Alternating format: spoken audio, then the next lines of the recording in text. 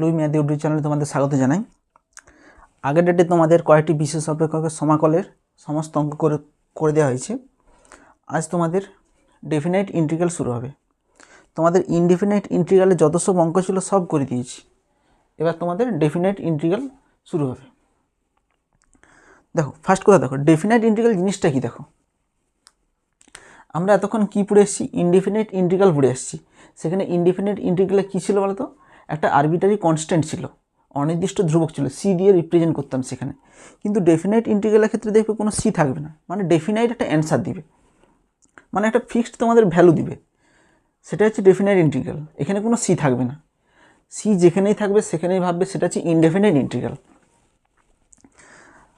দেখো definite integral কোথায় কাজে লাগে দেখো, ফার্স্ট কথা বলছি।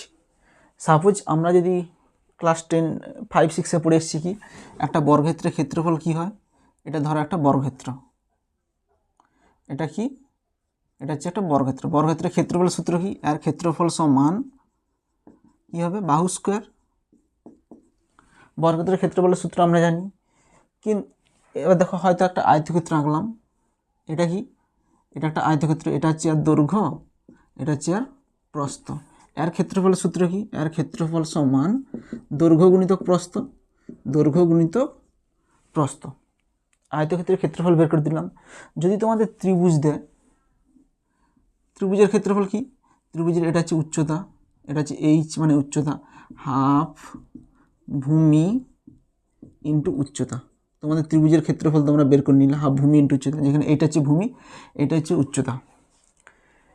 এবার যদি এরকম একটা ছবি দেয়, সাপোজ এটা ও এক্স ওয়াই, এরকম একটা কার্ভ দিল, এরকম একটা কার্ভ দিল। সাপোজ এটা হচ্ছে এক্স ইকাল টু এ আর এটা হচ্ছে X equal to B. X equal to A থেকে এক্স ইকাল টু বি এর মধ্যে সীমাবদ্ধ অঞ্চলের ক্ষেত্রফল আমরা কিভাবে নির্ণয় করব? দেখো এই জায়গাটার অঞ্চলের ক্ষেত্রফল আমরা কিভাবে নির্ণয় করব? না এটা ত্রিভুজ, না এটা চতুর্ভুজ। এটা কি চতুর্ভুজ? দেখো এরকম কার্ভ, বাঁকানো কার্ভ আছে, এটা কিন্তু চতুর্ভুজ নয়, এটা হচ্ছে y equal to F x curve. এটা বিভিন্ন মান হতে পারে, a x square plus b হতে পারে, বিভিন্ন রকম হতে পারে এই কার্ভটা। এটা বাঁকা কার্ভ আছে। তো এই বাঁকা কার্ভ দ্বারা সীমাবদ্ধ অঞ্চলের ক্ষেত্রফল আমরা কীভাবে নির্ণয় করব? এটা হচ্ছে আমরা ডেফিনাইট ইন্টিগ্রাল দ্বারাই এর ক্ষেত্রফল নির্ণয় করতে পারবো। ডেফিনাইট ইন্টিগ্রাল প্রসেস দ্বারা আমরা এর ক্ষেত্রফল নির্ণয় করতে পারবো। তো সুতরাং ডেফিনাইট ইন্টিগ্রাল কোথায় কাজে লাগবে? ডেফিনাইট ইন্টিগ্রাল কোনো একটা কার্ভ দ্বারা সীমাবদ্ধ অঞ্চলের ক্ষেত্রফল নির্ণয়ের ক্ষেত্রে কিংবা আয়তন নির্ণয়ের ক্ষেত্রে আমরা ডেফিনাইট ইন্টিগ্রাল দ্বারা আমরা সেটা বের করতে পারবো। এবার দেখো আমরা কি পড়েছি, আমরা এটা প্রথমে কি পড়েছি দেখো, প্রথমে আমরা পড়েছি ক্যালকুলাস পড়ে এসেছি। ক্যালকুলাসটা ক ভাগে ভাগ করছিলাম? ক্যালকুলাসকে আমরা দু ভাগে ভাগ করছিলাম। একটা হচ্ছে কি, একটা হচ্ছে ডিফারেনশিয়াল ক্যালকুলাস, ডিফারেনশিয়াল ক্যালকুলাস, আর একটা হচ্ছে কি ইন্টিগ্রাল ক্যালকুলাস, ইন্টিগ্রাল ক্যালকুলাস। দেখো ডিফারেনশিয়াল ক্যালকুলাস আমরা আগেই পড়ে দিয়েছি। এবার আমরা ইন্টিগ্রাল ক্যালকুলাসটা দেখো, ইন্টিগ্রাল ক্যালকুলাসকে আমরা দু ভাগে ভাগ করছিলাম। একটা হচ্ছে ইনডেফিনাইট ইন্টিগ্রাল, ইনডেফিনাইট ইন্টিগ্রাল, আর একটা কি ডেফিনাইট ইন্টিগ্রাল, ডেফিনাইট ইন্টিগ্রাল। দেখো ইনডেফিনাইট ইন্টিগ্রাল কি? ইনডেফিনাইট ইন্টিগ্রাল হচ্ছে বাংলা মানে হচ্ছে অনির্দিষ্ট সমাকল, আর ডেফিনাইট ইন্টিগ্রাল হচ্ছে কি নির্দিষ্ট সমাকল। এটা হচ্ছে নির্দিষ্ট সমাকল। দুটো বাংলা মানে লিখে দিলাম। এবার দেখো ইনডেফিনাইট ইন্টিগ্রাল তোমাদের আগেই পড়ানো হয়ে গেছে, যে কয়েকটি বিশেষ অপেক্ষক সমাকল পর্যন্ত ওটা ছিল ইনডেফিনাইট ইন্টিগ্রাল। এবার আমরা পড়বো ডেফিনাইট ইন্টিগ্রাল। দেখো ইনডেফিনাইট ইন্টিগ্রালে কী পড়েছিলাম? সাপোজ একটা ইন্টিগ্রেশন করতে দিয়েছিলাম, যে ধরো ইন্টিগ্রেশন অফ 3x² dx, এর ইন্টিগ্রেশন কত হবে? 3 ইন্টু এক্স স্কোয়ারের ইন্টিগ্রেশন কত হবে? x³ 3, x⁴n আছে, x⁴n+1 divide by n+1 plus c, 3 কেটে যাবে, তখন কত হবে? x³ + c, যেখানে কি c সমান কী হবে? c হচ্ছে অনির্দিষ্ট ধ্রুবক। অনির্দিষ্ট ধ্রুবক। এই সি এর মানটা কি, সি এর মানটা 0 হতে পারে, 1 হতেও পারে, 2 হতে পারে ডট ডট, কিংবা -1 হতে পারে, -2 হতে dot dot dot dot. C এর কোনো ফিক্সড ভ্যালু নয়। এই সি অনির্দিষ্ট বলেই এই সমাকলটা হচ্ছে অনির্দিষ্ট সমাকল। সি এর মান যদি আমরা ফিক্সড ভ্যালু বসিয়ে দিই তাহলে সেটা হচ্ছে নির্দিষ্ট সমাকল হয়ে যাবে। সি এর জন্যই এটা হচ্ছে অনির্দিষ্ট সমাকল। তো অনির্দিষ্ট সমাকল আমরা কি পেয়েছিলাম তখন?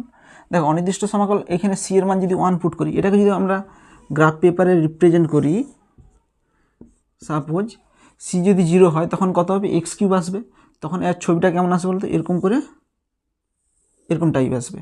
যখন সি ইকাল টু কত 0, সি ইকাল টু যখন 1 আসবে তখন কীরকম হবে, এরকম টাইপের এরকম আসবে। এটা কত, c equal to 1, sorry c equal to -1, এটা নিচের দিকে।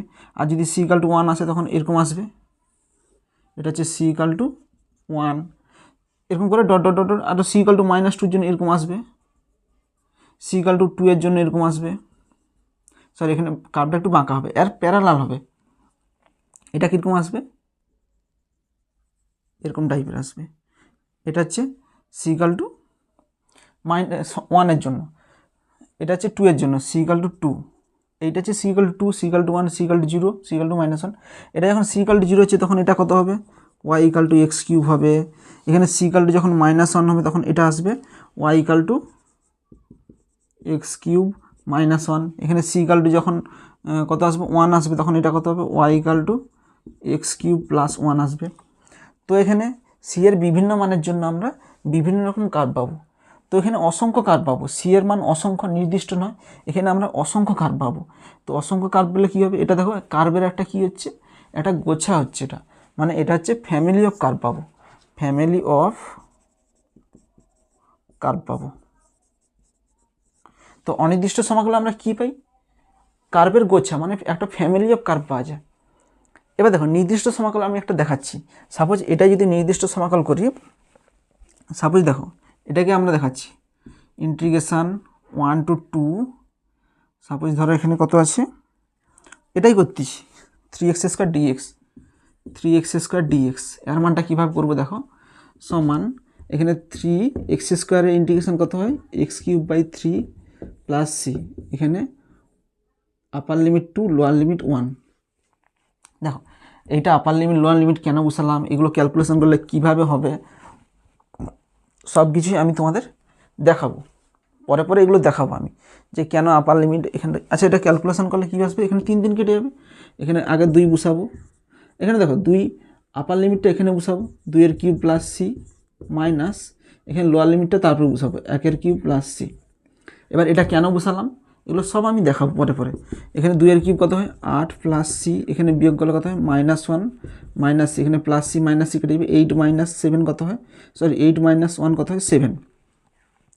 দেখো এখানে কি হচ্ছে, দেখো এখানে আমরা নির্দিষ্ট মান পাচ্ছি, ফিক্সড ভ্যালু পাচ্ছি, সেই জন্য এই সমাকলটা ফিক্সড ভ্যালু পাচ্ছি বলে এটা হচ্ছে নির্দিষ্ট সমাকল।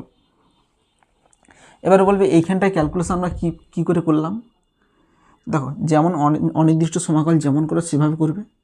এখানে 1 থেকে 2 পর্যন্ত আছে, এখানে লোয়ার লিমিট হচ্ছে 1, আপার লিমিট হচ্ছে 2, সেটা জাস্ট এরকম বক্স লিখে লোয়ার লিমিট এখানে আপার লিমিট লিখবো। তারপরে এইখানে এই যে অনির্দিষ্ট সমাকলটা আছে, এই অনির্দিষ্ট সমাকলে আপার লিমিট বসাবো একবার, মাইনাস এই যে অনির্দিষ্ট সমাকলে লোয়ার লিমিট বসাবো, তারপরে ক্যালকুলেশন করলে আমরা একটা ফিক্সড ভ্যালু পাবো।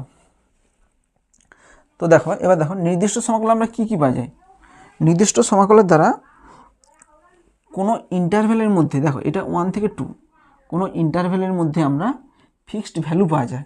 নির্দিষ্ট সমাকল দ্বারা,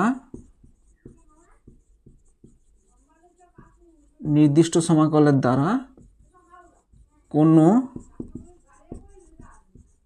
ইন্টারভ্যালের মধ্যে ফিক্সড ভ্যালু পাওয়া যায়, ফিক্সড ভ্যালু পাওয়া যায়। তারপরে কি, কোনো একটা এরিয়ার মধ্যে কোনো একটা কার্ভ দ্বারা সীমাবদ্ধ অঞ্চলে ক্ষেত্রফল নির্ণয় করা যায়, এটাও লিখে রাখতে পারো।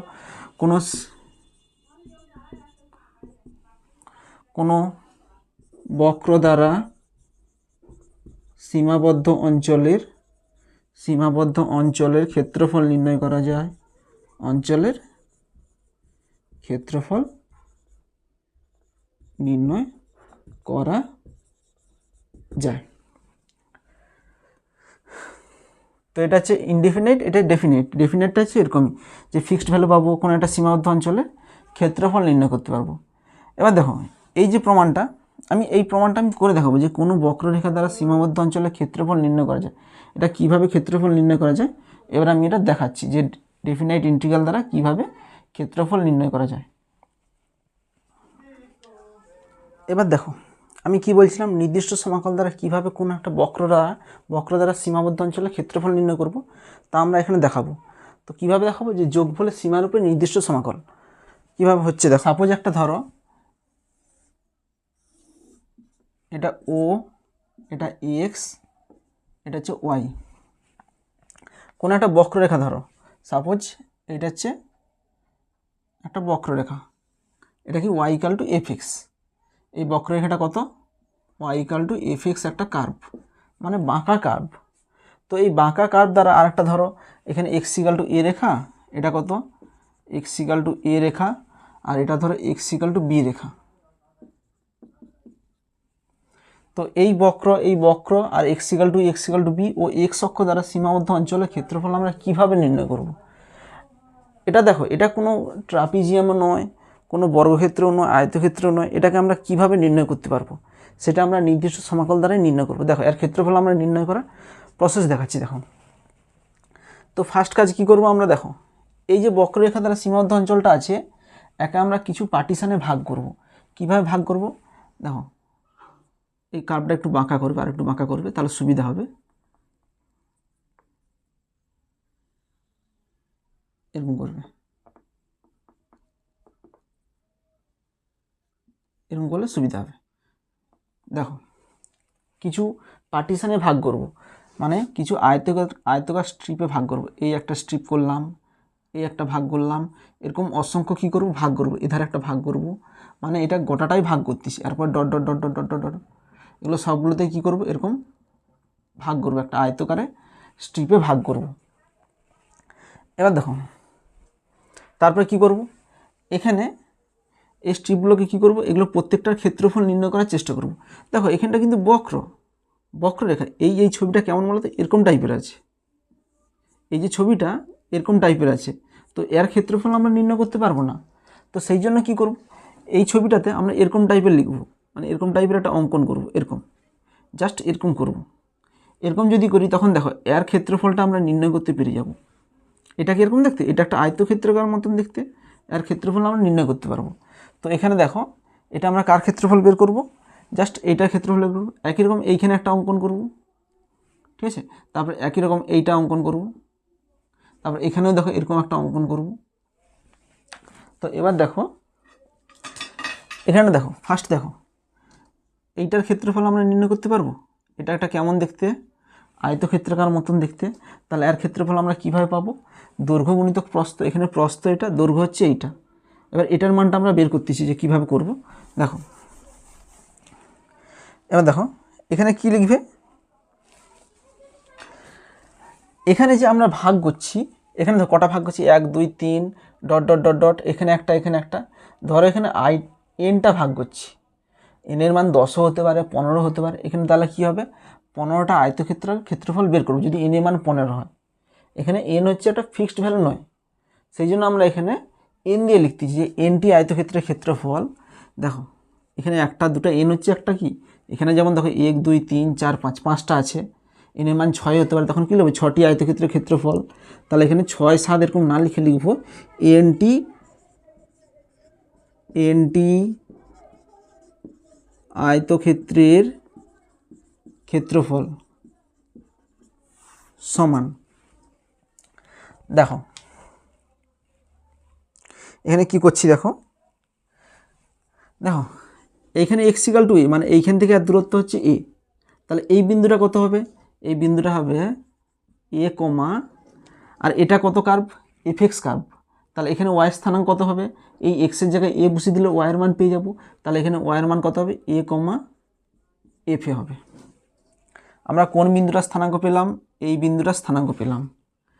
এবার দেখো এই বিন্দুর স্থানাঙ্কটা কত হবে, দেখো আমরা এইখান থেকে এর দূরত্বটা কত বলেছি, এইখান থেকে এর দূরত্ব হচ্ছে বি মাইনাস এ। দেখো আমরা যদি এখানে দেখাই, এইখান থেকে এতটা দূরত্ব বের করতেছি, এইখান থেকে এর দূরত্ব কত বি মাইনাস এইখান থেকে এর দূরত্ব কত এ।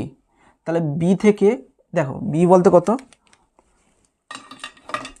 দেখো আমি দেখাচ্ছি, দেখো এইখান থেকে এর দূরত্ব বি আর এইখান থেকে এর দূরত্ব হচ্ছে এ। তাহলে বি থেকে যদি এ বিয়োগ করে দিই তাহলে কোনটা পড়ে থাকবে, এইখান থেকে এর দূরত্ব পাবো। তাহলে এইখান থেকে এর দূরত্ব পেতে হলে বি থেকে কাকে বিয়োগ করব, এ বিয়োগ করে দেবো। তাহলে এ বিয়োগ করে দিলে কি থাকবে, এইখান থেকে এর দূরত্ব আমরা পেয়ে যাচ্ছি। এবার আমি কি বলেছি, এই যে বক্র দ্বারা সীমাবদ্ধ অঞ্চলটাকে কটা ভাগে ভাগ করেছি, এনটা ভাগে ভাগ করেছি। তাহলে প্রত্যেকটা ভাগ কত হবে, প্রত্যেকটা ভাগ বলতে কত, এই একটা ভাগ, এই একটা ভাগ, এই একটা ভাগ, এখানে কটা ভাগ আছে, এনটা ভাগ আছে। তাহলে প্রত্যেকটা ভাগ কত হবে, বি মাইনাসে ডিভাইডেড বাই এন হবে। কিছু বোঝা গেল এখানে প্রত্যেকটা ভাগ বি মাইনাসে ডিভাইডেড বাই এন কেন হলো। এখান থেকে এর দূরত্ব কত বি মাইনাসে, এখানে কটা ভাগ করেছি, এনটা ভাগ করেছি। তাহলে এনটি ভাগের দৈর্ঘ্য কত, বি মাইনাস এ। তাহলে এখানে এনটা ভাগ করেছি, সেই জন্য এনটি ভাগের দৈর্ঘ্য কত, বি মাইনাস এ এতটা। তাহলে একটি ভাগের দৈর্ঘ্য কত, B minus a divided by n. এখানে একটা ভাগ বলতে কত, এই একটা ভাগ, এই একটা ভাগ, এই একটা ভাগ, এই একটা ভাগ, এই একটা ভাগ। তাহলে একটা ভাগের দৈর্ঘ্য বি মাইনাস এ, সেটাই হচ্ছে B minus A divide by N. এবার দেখো এটাকে আমরা কি লিখবো, এইচ দিয়ে লিখবো। B minus A divide by এনটাকে আমরা এত বড় না লিখে জাস্ট একটা এইচ দিয়ে লিখতেছি। তাহলে এই দৈর্ঘ্যটা কত, B minus A divide by N. এই দৈর্ঘ্য কত, B minus A divide by N. এই দৈর্ঘ্য কত, B minus A divide by N. এই দৈর্ঘ্য কত, B minus A divide by N. তাহলে B minus A divide by এনটাকে কী লিখছি, এইচ। তাহলে এইখান থেকে আর দূরত্ব কত, এইচ। তাহলে এই বিন্দুটা কত, এই বিন্দুটা হচ্ছে এ প্লাস এইচ, ঠিক আছে। আচ্ছা এই বিন্দুটা কত, এই বিন্দুটা হচ্ছে বি, বি এর মান কত, বি হচ্ছে এ প্লাস এন এইচ। কেন দেখো এখান থেকে যদি কণাকণি গুণ করি তাহলে কত হবে, বি মাইনাস এ সমান এন এইচ और B equal to A plus N H হবে, যেটাই বি সেটা হচ্ছে এ প্লাস এন এইচ। এবার দেখো এই বিন্দুটা কত বলতো, জাস্ট এই বিন্দুটা, এখানে দেখো এখানে এক্স এর মান কত, এ প্লাস এইচ। তাহলে এক্সের জায়গায় বুঝো এক্স কমা ওয়াই, ওয়াইয়ের মান কত পাবো, এক্সের জায়গায় এ প্লাস এইচ বসিয়ে দিলে ওয়াইয়ের মান পেয়ে যাবো। তাহলে F of A plus H হবে। একই রকম এই বিন্দুটা কত হবে, A plus two H comma F of A plus two H. আচ্ছা এই বিন্দুটা কত হবে বলতো, এই বিন্দুটা হবে B comma F of B হবে। আচ্ছা বি এর মান কত, A plus N H, A plus N H comma F of A plus N H হবে। আচ্ছা এই বিন্দুটা কত, এই বিন্দুটা হচ্ছে এখানে যদি এ প্লাস এন এইচ হয় তাহলে এর আগের বিন্দুটা কত হবে, A plus n minus one হবে। এখানে এন, এর আগেরটা কত হবে, N minus one into H comma F of A plus n minus one into H হবে। এবার দেখো এনটি আয়তক্ষেত্রের ক্ষেত্রফল, এনটা বলতে এটা এটা এটা এটা এগুলো। দেখো এনটি আয়তক্ষেত্রের মধ্যে দেখো প্রথম ক্ষেত্রফলটা কোনটা, এই একটা ক্ষেত্রফল। দেখো আমরা জাস্ট এইটা বের করতেছি, এইটা হচ্ছে আয়তক্ষেত্র। আয়তক্ষেত্রের ক্ষেত্রফল সূত্র কি, দৈর্ঘ্য গুণিতক প্রস্থ। এখানে দৈর্ঘ্য বলতে কোনটা, এইটা, এখান থেকে এতটা কিংবা এখান থেকে এতটা। তাহলে এখান থেকে আর দূরত্ব কত, এফ এ। এখানে ওয়াইয়ের মানটাই হচ্ছে উচ্চতা, এই আয়তক্ষেত্রে ওয়াইয়ের মানটা হচ্ছে উচ্চতা, ওয়াইয়ের মান কত, এফ এ। তাহলে দৈর্ঘ্য গুণিতক প্রস্থ, প্রস্থ বলতে কত, এখান থেকে এতটা। তাহলে এখান থেকে এতটা কত, এটা হচ্ছে প্রত্যেকটা স্ট্রিপের প্রস্থ, প্রত্যেকটা স্ট্রিপের প্রস্থ কত, এইচ ইন্টু এইচ প্লাস। আমরা এই আয়তক্ষেত্রের দৈর্ঘ্য বের করলাম। এবার দেখো এই আয়তক্ষেত্রের দৈর্ঘ্য কী করে পাবো, এটা বলতে কত, ধরো এখানে ডট ডট দিয়ে দিচ্ছি, এটা হচ্ছে একটা আয়তক্ষেত্র, এর ক্ষেত্রফল কী হবে, দৈর্ঘ্য গুণিতক প্রস্থ। এখানে দৈর্ঘ্য বলতে কতটা, দেখো এইখান থেকে এতটা, এখান থেকে এতটা বলতে কত, এই বিন্দুর ওয়াই স্থানাঙ্কের মান। এখান থেকে এতটা এক্স স্থানাঙ্ক, এখান থেকে এতটা ওয়াই স্থানাঙ্ক, এটাই হচ্ছে দৈর্ঘ্য। এর দৈর্ঘ্য কত, f of A plus H into এর প্রস্থ কত, এখান থেকে এতটা প্রস্থ, প্রস্থ হচ্ছে H plus dot dot dot dot, মানে এর মাঝে অনেক আয়তক্ষেত্র আছে প্লাস। এই আয়তক্ষেত্রের ক্ষেত্রফলটা বের করবো এইটা। তাহলে এই আয়তক্ষেত্রের ক্ষেত্রফল কত হবে, দৈর্ঘ্য গুণিতক প্রস্থ। এখানে দৈর্ঘ্য কত বলো, দৈর্ঘ্য হচ্ছে এইখান থেকে এতটা। তাহলে এখান থেকে এতটা কত হবে, এই বিন্দুর ওয়াই স্থানাঙ্কের মান, ওয়াই স্থানাঙ্কের মানটাই হচ্ছে কি দৈর্ঘ্য, এই বিন্দুর y স্থানাঙ্কের মান কত, f of A plus N H, F of A plus n minus one into H into এই আয়তক্ষেত্রের প্রস্থ কত, এখান থেকে এতটা মানে এইচ। তাহলে দেখো এখানে যতগুলো আয়তক্ষেত্র আঁকছি প্রত্যেকটা আয়তক্ষেত্রের ক্ষেত্রফল হচ্ছে আমরা এইটা সমান, এখান থেকে যদি এইচ কমন নেই, এইচ কমন নিলে কত হবে, F of A plus h plus dot dot dot dot f of A plus n minus one into h সমান এইচ ইন্টু, দেখো প্রত্যেকটা থেকে এইচ কমন নিচ্ছে। এবার দেখো এটাকে আমরা কীভাবে লিখব, দেখো প্রত্যেকটা কী আছে, F of A plus h, A plus two h, A plus three h dot dot dot a plus n minus one into h আছে। তাহলে এটাকে আমরা এভাবে লিখতে পারি, সামেশান আর ইকাল টু 0 থেকে n minus one f of A plus R H, এটা লিখতে পারি। এবার এটা বলবে এই সামেশান চিহ্নটা কোথায় ছিল, দেখো সামেশান মানে এক ধরনের যোগ চিহ্ন, এটা কিংবা সিগমাও বলে অনেকে, এখানে এটা হচ্ছে সামেশান চিহ্ন, সামেশান মানে যোগ চিহ্ন। এই যোগটা কখন ব্যবহার করা হয়, দেখো সাপোজ থাকলো 5 into 1 plus 5 into 2 plus 5 into 3 plus dot dot dot dot 5 into ধরো 15, 5 ইন্টু ধরো 16, এতটা পর্যন্ত যোগফল আছে। তো এই এত বড় ওয়ার্ডে না লিখে, মানে এত বড় সেন্টেন্সে না লিখে এই যোগফলটা দেখো, এটা একটা প্রত্যেকটা কী আছে, যোগ আছে। 5 into 1, 5 into 2, 5 into 3 dot dot dot 5 into 16, এটাকে এভাবে লেখা যায় সামেশান মানে সিগমা। এটা হচ্ছে কখন ব্যবহার করা হয়, যখন একটা অনেকগুলো গুণের যোগফল দেওয়া থাকে, যখন যোগফল একসঙ্গে দেওয়া থাকে, সেটাকে একটা ওয়ার্ডে লেখার জন্য এই ওয়ার্ডটা ব্যবহার করা হয়। এটা হচ্ছে এক ধরনের যোগ চিহ্ন। এই যোগটা কোথা থেকে কোথা, আর ইকাল টু 1 থেকে এখানে কত দূর পর্যন্ত, 16 পর্যন্ত আছে, আর ইকাল টু 1 থেকে 16, 5 ইন্টু আর, এইভাবে লেখা যায়। যখন কোনো সিকোয়েন্স আকারে যোগফল দেওয়া থাকে তখন আমরা এরকমভাবে লিখতে পারি। এইটা মানে হচ্ছে যোগ। এটা দেখো, এটার মানে এটা কীভাবে বোঝাচ্ছে, দেখো আর ইকাল টু 1 থেকে 16, আর এর মান যদি 1 বসাই তখন এই টার্মটা পেয়ে যাবো 5 ইন্টু 1, আর এর মান যদি 2 বসাই এই টার্মটা পেয়ে যাবো, আর এর মান যদি 3 বসাই এই টার্মটা পেয়ে যাবো, আর এর মান 4 বসালে আর পরের টার্মটা পেয়ে যাবো, ডট ডট ডট আর এর মান যদি 16 বসাই এই মানটা পেয়ে যাবো। আর প্রত্যেকটার মাঝে কী বুঝবে, যোগ চিহ্ন বুঝবে, কারণ এটা যোগ চিহ্ন আছে, তাহলে প্রত্যেকটার মাঝে যোগ চিহ্ন বুঝবে।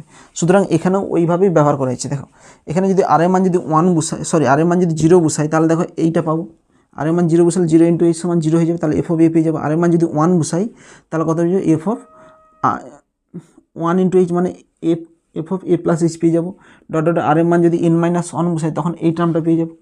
আর মাঝে সিগমা আছে বলে কি এখানে প্রত্যেকটাতে যোগ আসবে। এটা হচ্ছে অনেকগুলো সিকোয়েন্স আকারে থাকলে তখন এইভাবে লেখা যায়। এবার দেখো এটা বুঝে দিচ্ছি।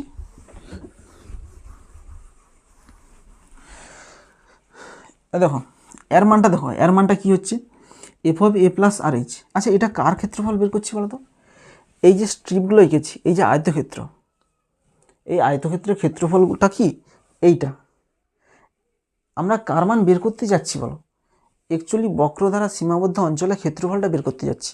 এখানে বক্রদ্বারা সীমাবদ্ধের ক্ষেত্রফল এখনও পাইনি আমরা, এখানে কিছু বাদ চলে যাচ্ছে। কোথায় বাদ যাচ্ছে দেখো তো, এই যে বক্রদ্বারা সীমাবদ্ধ অঞ্চলটা বলতে টোটালটা বোঝাচ্ছে, টোটালের মধ্যে কিন্তু এই যে গ্যাপটা আছে, এই দেখো এই যে গ্যাপটা আছে, এই গ্যাপটা কিন্তু এখন আমরা নির্ণয় করতে পারিনি। তাহলে এই ক্যালকুলেশনের মধ্যে এই গ্যাপগুলো বাদ চলে যাচ্ছে, এই ক্যালকুলেশনের মধ্যে টোটাল ক্ষেত্রফল আমরা পাইনি। এটা লেস দেন এস হবে। আচ্ছা এসটা কি, এসটা আমরা ধরে নিচ্ছি হোয়ার যেখানে এস ইকাল টু অরিজিনাল ক্ষেত্রফল। অরিজিনাল ক্ষেত্রফল বলতে কি, অরিজিনাল এরিয়া লিখে দিবে। এখানে অরিজিনাল ক্ষেত্রফল বলতে এই কার্ভ দ্বারা সীমাবদ্ধ অঞ্চলের টোটাল ক্ষেত্রফলটাকে আমরা এস দিয়ে রিপ্রেজেন্ট করে দিচ্ছি। এখানে এসের মানটা বড় হবে। এসটা কি, এস হচ্ছে X equal to A, x equal to B, comma X অক্ষ ও Y equal to F X বক্র দ্বারা সীমাবদ্ধ অঞ্চলের ক্ষেত্রফল হচ্ছে সীমাবদ্ধ অঞ্চলের ক্ষেত্রফল। এটা হচ্ছে এস, মানে এই টোটাল কার্ভ আর এই যে সীমাবদ্ধ অঞ্চলটা এটার ক্ষেত্রফল হচ্ছে এস। তাহলে এখানে এসের মানটা বড় হবে, এই আয়তক্ষেত্রের ক্ষেত্রফল থেকে এসের মানটা অরিজিনাল ক্ষেত্রফলটা বড় হবে। এবার দেখো এবার কি করব, এটা অরিজিনাল ক্ষেত্রফলটা বড় হচ্ছে। এবার যদি আমরা স্ট্রিপের সংখ্যা বাড়াই, মানে এখানে কটা অঙ্কন করেছি, এনটা আয়তক্ষেত্র অঙ্কন করেছি, যদি এনের জায়গায় যদি আয়তক্ষেত্রের সংখ্যা যদি বাড়াই, ধরো এনের মানে 5, ধরো n = 5, n = 5 হলে তখন এখানে কটা আয়তক্ষেত্র পাবো, 5টা আয়তক্ষেত্র পাবো। এনের মান যদি বাড়াতে থাকি, ধরো n = 5-এর জায়গায় 50টা করে দিলাম, তখন কি হবে দেখো। সাপোজ এই স্ট্রিপটা আমরা আঁকতেছি, ধরো এরকম ছিল, সাপোজ ধরো প্রথমে কী ছিল, এরকম ছিল, আমরা এইটা আঁকছি, এইটা আঁকছি, এই স্ট্রিপটা আঁকছি, এরকম ছিল, এরকম আছে। এখানটা কী করছিলাম, এই যে এটা এরকম এরকম আঁকছিলাম, এইটা করছি। তো এখানে কার ক্ষেত্রফল নির্ণয় করছিলাম, এইটার ক্ষেত্রফল নির্ণয় করছিলাম। অ্যাকচুয়ালি কোনটা বাদ দিয়ে দিচ্ছি, এইখানে গ্যাপটা আমরা ক্যালকুলেশন করতে পারিনি। এবার এনের মান যদি বাড়াই, তখন এইখানে এই ভাগগুলো কত হবে, ভাগগুলো আর বেড়ে যাবে। এখানে 1টা 2টা আছে, এখানে হয়তো 50টা হয়ে যাবে। এনের মান যদি বাড়তে থাকে, দেখো সাপোজ এনের মান আমরা বাড়িয়ে দিলাম, এখানে দেখো এখানে একটা ভাগ করছি, এখানে যদি 3টা ভাগ করি তখন কী হবে, সাপোজ আরেকটা ভাগ করে দিলাম, এরকম ভাগ করে দিলাম, দেখো লক্ষ্য করো, যদি আরেকটা ভাগ করে দিই তখন কী হবে, তখন দেখো তখন কোন ক্যালকুলেশনটা করব, এই ক্যালকুলেশনটা তখন আমরা পেয়ে যাচ্ছি, এটা একটা আয়তক্ষেত্র, তখন এই আয়তক্ষেত্রের ক্ষেত্রফলটা আমরা পেয়ে যাচ্ছি। তখন আলটিমেট এই যে স্ট্রিপগুলোর ক্ষেত্রফল আরেকটু আমরা বেশি পাবো। এখানে ক্যালকুলেশনটা কী হচ্ছে, এইটা আমরা এক্সট্রা পেয়ে যাচ্ছি, এই অংশটা আমরা এক্সট্রা পেয়ে যাচ্ছি। কখন এক্সট্রা পাচ্ছি, যখন স্ট্রিপের সংখ্যা আমরা বাড়িয়ে দিচ্ছি, মানে n ভাগের জায়গায় এনের মানটা যখন বাড়িয়ে দিচ্ছি। এটাকে যদি আরও একটা ভাগ করে দিই, সাপোজ এইখানে আরও একটা ভাগ করে দিলাম, তখন কী হবে দেখো, তখন আমরা এই অংশটা ভাগ করে দিচ্ছি। যত ভাগ বাড়াবো, এনের মান যত বাড়াতে থাকবো, তখন এই যে গ্যাপগুলো না, গ্যাপগুলো আরও কমতে থাকবে। আরও একটা যদি ভাগ করে দিই, তাহলে দেখো এইখানে এরকম চলে আসবে, তখন এই ক্যালকুলেশনটা আমরা পেয়ে যাব। এরকম করে করে যদি এনের মান সর্বোচ্চ করি, মানে কি ইনফিনিটিভ করে দিই, তখন কী হবে দেখো, তখন এই গ্যাপটা না আর থাকবেই নি। গ্যাপটা, এই যে গ্যাপটা পড়ে আছে না, এই গ্যাপটা টেন্ডস টু 0 হয়ে যাবে, মানে একদম গ্যাপটা শূন্য হয়ে যাবে যদি এনের মান সর্বোচ্চ করি। আর এনের মান সর্বোচ্চ মানে কত সর্বোচ্চ হতে পারে, আমরা সর্বোচ্চ সংখ্যা কী ধরতে পারি normally, n tends to infinitive. যদি এনের মান যদি ইনফিনিটিভ করে দিই, মানে এইখানে ধরো চারটা ভাগ করেছি, তো এখানে হাজার হাজার হাজার যদি ভাগ করে দিই, কয়েক কোটি ভাগ করে দিই, ভাগ করলে দেখবে এই যে গ্যাপগুলো আছে না, এই যে প্রত্যেকটা গ্যাপ আছে না, গ্যাপগুলো আর থাকবেই না, টেন্ডস টু 0 হয়ে যাবে। আর গ্যাপগুলো যদি না থাকে, তখন আমরা এই কার্ভ দ্বারা সীমাবদ্ধ অঞ্চলের ক্ষেত্রফলটা আমরা পেয়ে যাব। ঠিক আছে, তো এখানে কখন পাবো আমরা কার্ভ দ্বারা সীমাবদ্ধ অঞ্চলের ক্ষেত্রফল, যখন আমরা এখানে এনটা ভাগ করেছি, এই এনটা ভাগটা যদি আমরা অসংখ্য করে দিই, অসংখ্য করে দিলে কী হয়ে যাবে, তখন এই যে গ্যাপগুলো তখন টেন্ডস টু 0 হয়ে যাবে, তখন গ্যাপগুলোর এরিয়াও আমরা পেয়ে যাব। তো এখানে কী লিখবে, যদি স্ট্রিপের সংখ্যা, স্ট্রিপ বলতে কি এই যে আয়তক্ষেত্রের সংখ্যা, স্ট্রিপ অর্থাৎ আয়তক্ষেত্রের সংখ্যা যদি সর্বোচ্চ করি, সর্বোচ্চ করা হয়, অর্থাৎ এখানে আয়তক্ষেত্র কটা ভেঙেছিলাম, আয়তক্ষেত্রে এনটা ভেঙেছিলাম, এনটা যদি সর্বোচ্চ করি, সর্বোচ্চ কত বলতে কত, এনটা যদি আমরা ইনফিনিটিভ করি, অর্থাৎ n টেন্ডস টু ইনফিনিটিভ করলে তখন কী হবে দেখো, তখন এই যে আয়তক্ষেত্রের ক্ষেত্রফলটা তখন কি রিপ্রেজেন্ট করবে, কার্ভ দ্বারা সীমাবদ্ধ অঞ্চলটাই রিপ্রেজেন্ট করবে, তখন হচ্ছে এইটার সঙ্গে এইটা সমান হয়ে যাবে। আচ্ছা একটু লক্ষ্য করে, n টেন্ডস টু যদি ইনফিনিটিভ করি, তখন h টেন্ডস টু কত হবে বলো, h টেন্ডস টু কত হবে, যখন n এর মান যদি আমরা ইনফিনিটিভ পুট করি, তাহলে দেখো b minus a divide by infinitive, something by infinitive কত হয়, 0 হয়, তখন h এর মানটা কত হয়ে যাবে, দেখো এইখানে দেখো b minus A divide by n এর মান হচ্ছে ইনফিনিটিভ পুট করছি, সামথিং বাই ইনফিনিটিভ কত হয়, 0, তাহলে এটাই তো h, তাহলে এখানে h কত হবে, h = 0 হয়ে যাবে। তাহলে এখানে লিখে দিবে যে n টেন্ডস টু ইনফিনিটিভ হলে h টেন্ডস টু 0 হবে। তো এক্ষেত্রে কী হবে, এক্ষেত্রে আমরা এবার লিখবে এক্ষেত্রে আয়তক্ষেত্রের ক্ষেত্রফল হবে আয়তক্ষেত্রগুলির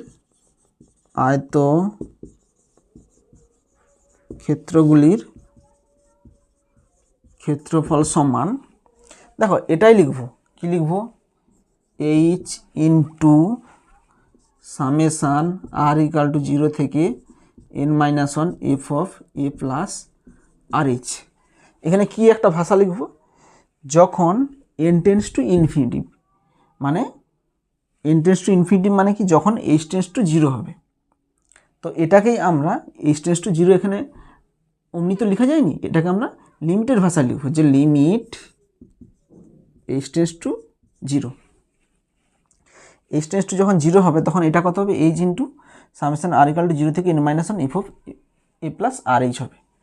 এবার দেখো এখানে তোমরা লিমিট কখন লিখি, হঠাৎ করে বলবে যে লিমিট ভাষাটা কোথা থেকে এলো, মাথায় আসতেই পারে। লিমিট সেই সব ক্ষেত্রে ইউজ করি যে h টেন্স টু 0, এই ভাষাটাকে আমরা কীভাবে লিখব। এখানে তোমরা অমনি লিখতে পারো যে h টেন্স টু 0 করলে তখন এর ক্ষেত্রফলটা, এই আয়তক্ষেত্রের ক্ষেত্রফলটা অরিজিনাল কার্ভ দ্বারা সীমান্ত অঞ্চলের ক্ষেত্রফলের সঙ্গে সমান হবে, এটাও লিখতে পারো। কিংবা অত যদি না লিখো, জাস্ট লিমিট দিয়ে লিখলেও কোনো অসুবিধা নেই। তাহলে এটা কার সঙ্গে সমান হবে, এটা এসের সঙ্গে সমান হবে। এসটা কি, এস হচ্ছে অরিজিনাল ক্ষেত্রফলের সঙ্গে সমান হয়ে যাবে কখন, যখন h টেন্স টু 0 হবে। h টেন্স টু 0 মানে কি, এইগুলো টেন্স টু 0, এগুলো টেন্স টু যদি 0 হয়ে যায়, এখানে দেখো অসংখ্য তখন আয়তক্ষেত্র পেয়ে যাবো, তখন অরিজিনাল ক্ষেত্রফলের সঙ্গে ওই আয়তক্ষেত্রের ক্ষেত্রফলটা সমান হয়ে যাবে, সমান। আচ্ছা এটা দেখো, এটা কার সঙ্গে সমান হবে, এটাকেই দেখো, এই যে limit h tends to 0 summation R equal to 0 থেকে n-1 F of A plus R h, এটাকেই আমরা লিমিটের ভাষা লিখব, ইন্টিগ্রেশনের ভাষা লিখব, integration a to b fx dx। আচ্ছা এখানটা আমি একটু ভালো করে লিখতেছি, এখানটা কি লিখবে,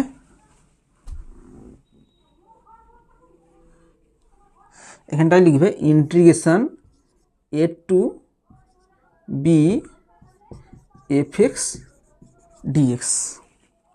এই integration a to b fx dxটাই কি, limit h tends to 0 h into summation R equal to 0 থেকে n-1 F of A plus R H. এবার দেখো হঠাৎ করে এটা থেকে এটা আমরা কি করে লিখলাম, তোমাদের মাথায় আসতেই পারে। দেখো এই ইন্টিগ্রেশনটা কিছুই নয়, এটা আমরা এই যে এতগুলো আয়তক্ষেত্রের ক্ষেত্রফল পেয়ে গেছি না, এই আয়তক্ষেত্রের ক্ষেত্রফলটা আমরা সামেশানের বদলে ইন্টিগ্রেশন দিয়ে লিখতেছি। ইন্টিগ্রেশন কোথা থেকে কোথা, এ থেকে বি পর্যন্ত আমরা ইন্টিগ্রেশন করতেছি এফএক্স ডিএক্স, এই এফএক্স দ্বারা সীমাবদ্ধ অঞ্চলটার ক্ষেত্রফল লিখতেছি। এটা জাস্ট নোটেশন, আর কিছু না এখানে। তো এর মানটা কত হবে, এর মানটা দেখো 5b মাইনাস 5 হবে। তাহলে এই যে লিমিটের ভ্যালুটা, এই লিমিটের ভ্যালুটা 5b মাইনাস 5 হবে। এবার বলবে 5b মাইনাস 5 এটা কি, 5b মাইনাস 5 এটা কিছুই নয়, এই যে এইটা আছে না এফএক্স ডিএক্স, এই যে এফএক্স ডিএক্স আছে না, ইন্টিগ্রেশন এফএক্স ডিএক্স, এটা যদি ইন্টিগ্রেশন যদি আমাদের 5x হয়, 5x প্লাস সি হবে। এর ইন্টিগ্রেশন যদি 5x হয়, এই 5x-এ এর আপার লিমিট বসাবো আর 5x-এ লোয়ার লিমিট বসাবো, লোয়ার লিমিট বসিয়ে বিয়োগ করব, বিয়োগ করলেই দেখবে এর যে অ্যান্সারটা আসবে এর অ্যান্সারের সঙ্গে সমান হবে।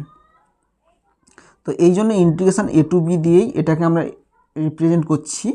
তো এর যে মানটা আসবে এর মানটা এর সঙ্গে সমান হবে। তো এটা আমরা বুঝলাম কি করে যে integration a to b fx dx এর মানটা এটা হবে আর এটার মানটা 5b মাইনাস 5 হবে। দেখো এর প্রমাণ তোমাদের বই নেই, এসএনদের বই নেই, এর প্রমাণ সাঁতরার বই কিছু দেওয়া আছে।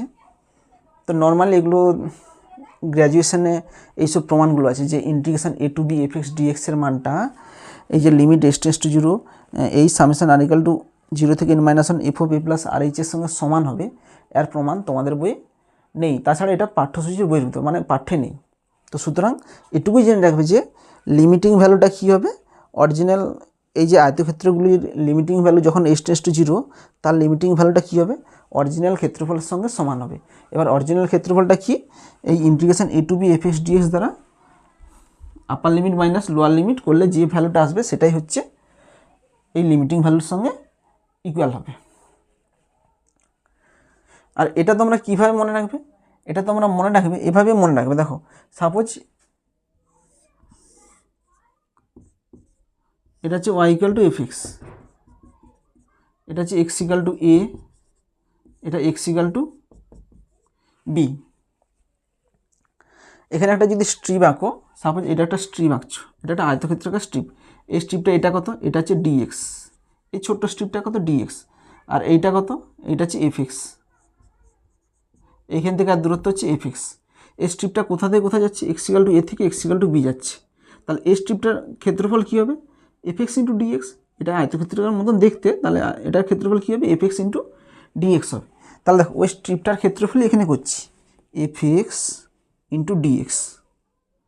স্ট্রিপটা কোথা থেকে কোথায় যাচ্ছে, এ থেকে বি যাচ্ছে, ইন্টিগ্রেশন এ থেকে বিতে যাচ্ছে। তাহলে এই স্ট্রিপটা এ থেকে বিতে গেলে এটা কি তখন হবে, অ্যাকচুয়ালি এটার দ্বারা এরিয়াই রিপ্রেজেন্ট করবে। তো কীভাবে আমরা লিমিটিং ভ্যালু দিয়ে যোগফলের সীমারূপে নির্দিষ্ট সমাকলের দ্বারা ক্ষেত্রফল নির্ণয় করলাম তা আমি দেখালাম। এবার দেখো এটা আমরা আরেকটাভাবেও করতে পারি। এখানে আমরা এইভাবে করেছি যে ভিতরে ক্যালকুলেশন করে করেছি, এই স্ট্রিপটা যদি আমরা বাইরে বের করে দিই, বাইরে বের করেও আমরা দেখাতে পারি। তো সেখানে আমি কি দেখাচ্ছি দেখো, একই রকম আমি দেখাচ্ছি। দেখো আমি এখানেই করতেছি, আমি এখানটা কিছু পুছে দিচ্ছি। দেখো সাপোজ আমি এইটা পুছে দিচ্ছি,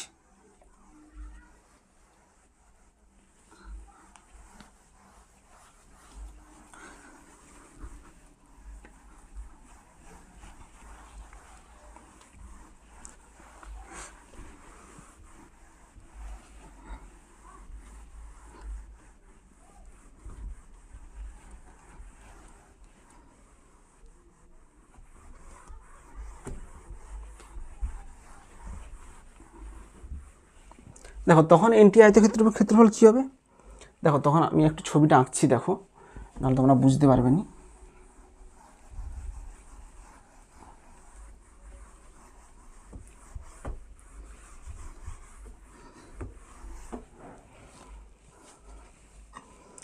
যদি আমরা এধারে ছবিটা আঁকি,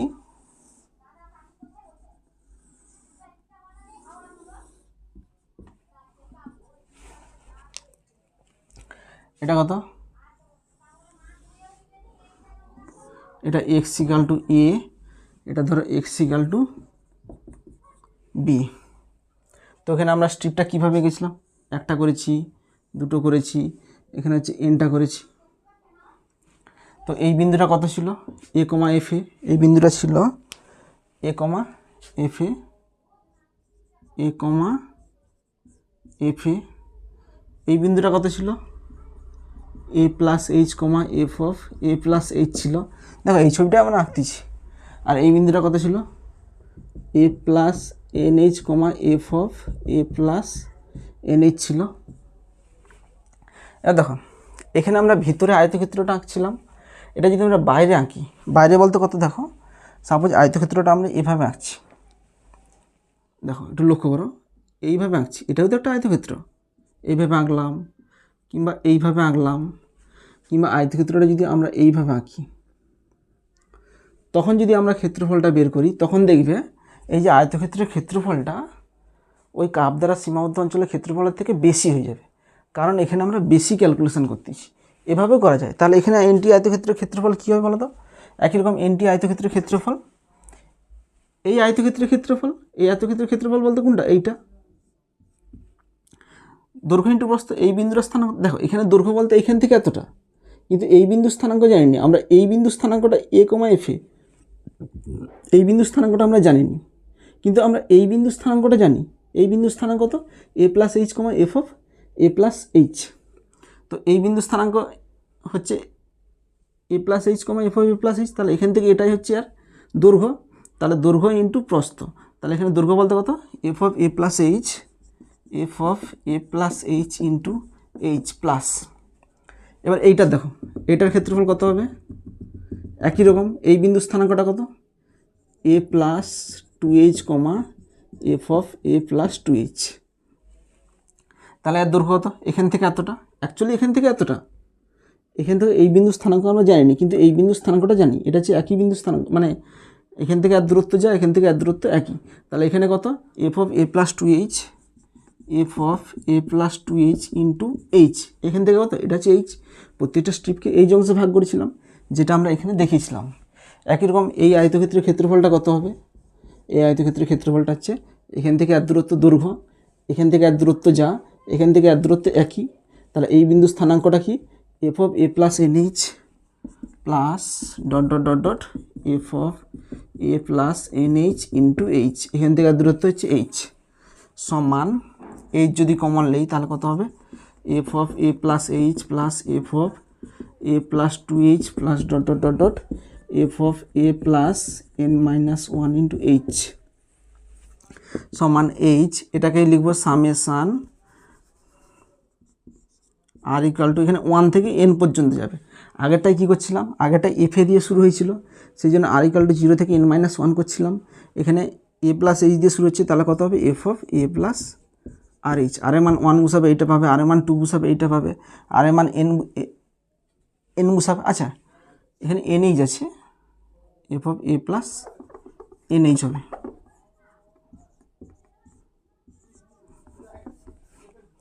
F of A plus R H. এবার কি, যদি এখানে স্ট্রিপের সংখ্যা বাড়ানো হয় তখন দেখবি এই যে এক্সট্রা ক্যালকুলেশন, আচ্ছা এটার মানটা কত বলো তো, এটার মানটা বড়ো, কার থেকে বড়ো, এসের থেকে। এসটা কি, এস হচ্ছে কি, এস হচ্ছে অরিজিনাল ক্ষেত্রফল। অরিজিনাল ক্ষেত্রফল বলতে কি, এই কার্ভ দ্বারা সীমাবদ্ধ অঞ্চলের ক্ষেত্রফলটা হচ্ছে অরিজিনাল ক্ষেত্রফল ধরতেছি। এইটার মানটা বেশি হবে কার থেকে, এসের থেকে, অরিজিনাল ক্ষেত্রফল থেকে বেশি হবে। কারণ এখানে এই যে পার্টগুলো দেখো, এই যে এই একটা পার্ট, এই একটা পার্ট, এই একটা পার্ট এক্সট্রা ক্যালকুলেশন করে নিয়েছি। এবার দেখো, যদি স্ট্রিপের সংখ্যা বাড়াই, মানে এনের সংখ্যা যদি বাড়াই, এন ধরো 10টা করছিলাম, 10টার জায়গায় 100টা করে দিলাম, 100টা করে দিলে কী হবে, তখন এখানে অসংখ্য স্ট্রিপ চলে আসবে। অসংখ্য স্ট্রিপ চলে আসে, এই যে এক্সট্রা অংশটা ক্যালকুলেশন করেছি এটা ক্রমশ কমতে থাকবে। কি বলছি দেখো, সাপোজ এরকম ছিল, এই স্ট্রিপটাই দেখছি, এইখান থেকে এই স্ট্রিপটা আঁকছি আমরা। এই স্ট্রিপে যদি একটা অংশ করি, দেখো প্রথমে যখন করছিলাম তখন কি করছিলাম, দেখো প্রথমে যখন করছিলাম এরকম আঁকছিলাম, মানে এইটা এক্সট্রা এঁকে নিয়েছিলাম, এক্সট্রা ক্যালকুলেশন করেছিলাম। এবার যদি স্ট্রিপের সংখ্যা বাড়াই তখন কি হচ্ছে দেখো, তখন এই ক্যালকুলেশনটা আমরা এইখানটা আমরা বাদ দিয়ে দিচ্ছি। তখন এইটা করব একবার, জাস্ট এইটুকুটা করব, আরেকবার এইটুকুটা করব, যার ফলে এই অংশটা তখন বাদ চলে যাচ্ছে। যখন স্ট্রিপের সংখ্যা বাড়াচ্ছি, এবং স্ট্রিপের সংখ্যা যদি অসংখ্য করতে থাকি তখন দেখবে এই যে অংশটা না, এই যে এক্সট্রা অংশটা ক্যালকুলেশন করেছি এটা তখন বাদ চলে যাবে। তো এনের সংখ্যা সর্বোচ্চ কত হতে পারে, এন টেন্ডস টু যদি ইনফিনিটিভ হয়, ইনফিনিটিভ হলে কি হবে, এইচ টেন্ডস টু কত হবে, এইচ টেন্ডস টু 0 হবে। তখন কি হবে, এটা যদি তখন limiting value N tends to infinity put করে দেয়, limit N tends to infinitive summation, আচ্ছা এখানে এইচ আছে, এইচ, আচ্ছা এখানে এইচ দিয়ে লিখো, প্রথম এইচ দিয়ে লিখো, H tends to 0 summation R equal to 1 to n F of A plus R এইচটা কার সঙ্গে সমান হয়ে যাবে, এসের সঙ্গে সমান হয়ে যাবে। যেখানে এসটা কি, এটাকে আমরা লিমিটিং ভাষায় লিখব কি, যে এইটার মানটা কি, লিমিটিং ভাষায় যদি লিখি সামেশান এ টু বি, মানে integration A to B F x dx. এবার এই মানটা কার সঙ্গে সমান হবে, এর আপার লিমিট মাইনাস, এটাকে যদি অনির্দিষ্ট সমাকলন যদি করি, যদি ধরো ইন্টিগ্রেশন এফ এক্স ডিএক্সের মানটা যদি ধরো 5x আসে, তাহলে এই 5x আপার লিমিট বসাবো 5b মাইনাস লোয়ার লিমিট বসাবো 5। এবার একই রকম একই কথা বলছি, যে এই মানটা আমরা কোথা থেকে পেলাম, এটা হচ্ছে এফ এক্সের অনির্দিষ্ট সমাকলে আপার লিমিট আর মাইনাস লোয়ার লিমিট করলে এটা পাবো। এটা এর সঙ্গে কেন সমান হচ্ছে, এটা ক্যালকুলেশন করে দেখা গেছে যে এর মানটা এর অনির্দিষ্ট সমাকলে আপার লিমিট মাইনাস লোয়ার লিমিটের সঙ্গে সমান হচ্ছে, সেই জন্য এটাকে আমরা লিমিটের ভাষায় এভাবেই লিখি। এটা ধরবে সামেশানই ভাববে, এটা ইন্টিগ্রেশনটাকে সামেশানই ভাববে, সামেশান এ থেকে বি এফ এক্স ডিএক্স, এরকমভাবে মনে রাখবে যে ইন্টিগ্রেশন এ টু বি। এবার এটাকে কি বলছি, যে এভাবেই মনে রাখবে, এরকম একটা স্ট্রিপ আঁকবে, স্ট্রিপ একই রকম, এটা হচ্ছে ডিএক্স আর এটা হচ্ছে এফ এক্স। এখানে এফ এক্স, এইটা এই স্ট্রিপটা ক্ষেত্রফল কত, এটা একটা আয়তক্ষেত্রাকার মতন, তাহলে দৈর্ঘ্য ইন্টু প্রস্থ এফ এক্স ইন্টু ডিএক্স, প্রস্থ হচ্ছে ডিএক্স, কোথা থেকে কথা এক্স ইকাল টু এ থেকে বি পর্যন্ত গিয়েছে। দেখো এভাবেই আমরা যোগফলের সীমারূপে নির্দিষ্ট সমাকলের দ্বারা কোনো বক্রের সীমাবদ্ধ অঞ্চলের ক্ষেত্রফল নির্ণয় করতে পারি।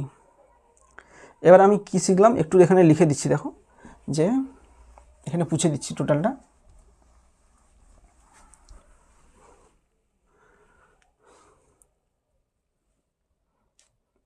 দেখো এই ক্ষেত্রে আমরা কি পেয়েছিলাম, এই ক্ষেত্রে আমরা পেয়েছিলাম যে integration A to B F x dx সমান limit H tends to 0 H summation R equal to 0 to n-1 পেয়েছিলাম। এখানে n-1 কেন ছিল, কারণ এইখানে এই বিন্দুটা ছিল F of A plus n-1 H ছিল, সেই জন্য n-1 থাকছিল এখানে, F of A plus R এইচের সঙ্গে সমান হয়েছিল। আর এটাতে আমরা কি পেয়েছিলাম, integration A to B F x dx সমান limit H tends to 0 summation R equal to 1 থেকে n F of A plus R H পেয়েছিলাম। এখানে কি পেয়েছিলাম, সামেশান আর ইকুয়াল টু 0 থেকে n-1 পেয়েছিলাম, এখানে সামেশান আর ইকুয়াল টু 1 থেকে n পর্যন্ত করেছিলাম, কারণ এখানে আর ইকুয়াল টু 1 থেকে কেন করছি, এখানে F of A plus H ছিল, সেই জন্য আর এর মানে এখানে 1 আপ টু এখানে এ প্লাস এন এইচ, এখানে F of A plus N H ছিল লাস্টেরটা। এবার দেখো এটাকে আমরা আরেকটাভাবে লিখতে পারি, এটা আমরা এইচ দিয়ে লিখেছি, এটা আমরা এন দিয়েও লিখতে পারি। এন দিয়ে আমরা কীভাবে লিখব, দেখো যদি এইচ টেন্স টু 0 হয় আমরা কি জানি, এন এইচ ইকাল টু, আমরা এইচটা কাকে বের করছিলাম, এইচ ইকাল টু এইচ বের করছিলাম b minus A divide by n, যে এই টোটাল দূরত্বটা থেকে এন ভাগে ভাগ করছিলাম, প্রত্যেকটা ভাগে আমরা এইচ দিয়ে এইচ ডিস্টেন্স ধরেছিলাম, যেহেতু প্রত্যেকটা দূরত্ব সমান। এখানে যদি এইচ টেন্স টু যদি 0 হয়, 0 হলে কত হবে, B minus A divide by, তখন এন টেন্স টু কত হবে বলতো, দেখো এখানে যদি ক্যালকুলেশন করি এন ইকাল টু কত হবে, B minus A divide by h আসবে। যদি এইচ টেন্স টু 0 হয় তখন এন টেন্স টু কত হবে, ইনফিনিটিভ হবে। এখানে যদি 0 পুট করি, বি মাইনাস এ বাই 0, তাহলে সামথিং বাই 0 কত, ইনফিনিটিভ হবে। তাহলে এটাকে যদি এন দিয়ে লিখি তাহলে কত হবে, limit N tends to infinity, এখানে এইচ এর মান কত হবে, দেখো এইচের জায়গায় আমরা এন দিয়ে লিখবো, তাহলে এইচ ইকাল টু কত হবে, B minus A divide by N লিখবো, B minus A divide by N summation R equal to 0 to n-1 F of A plus R into H, H বলতে কত, B minus A divide by N.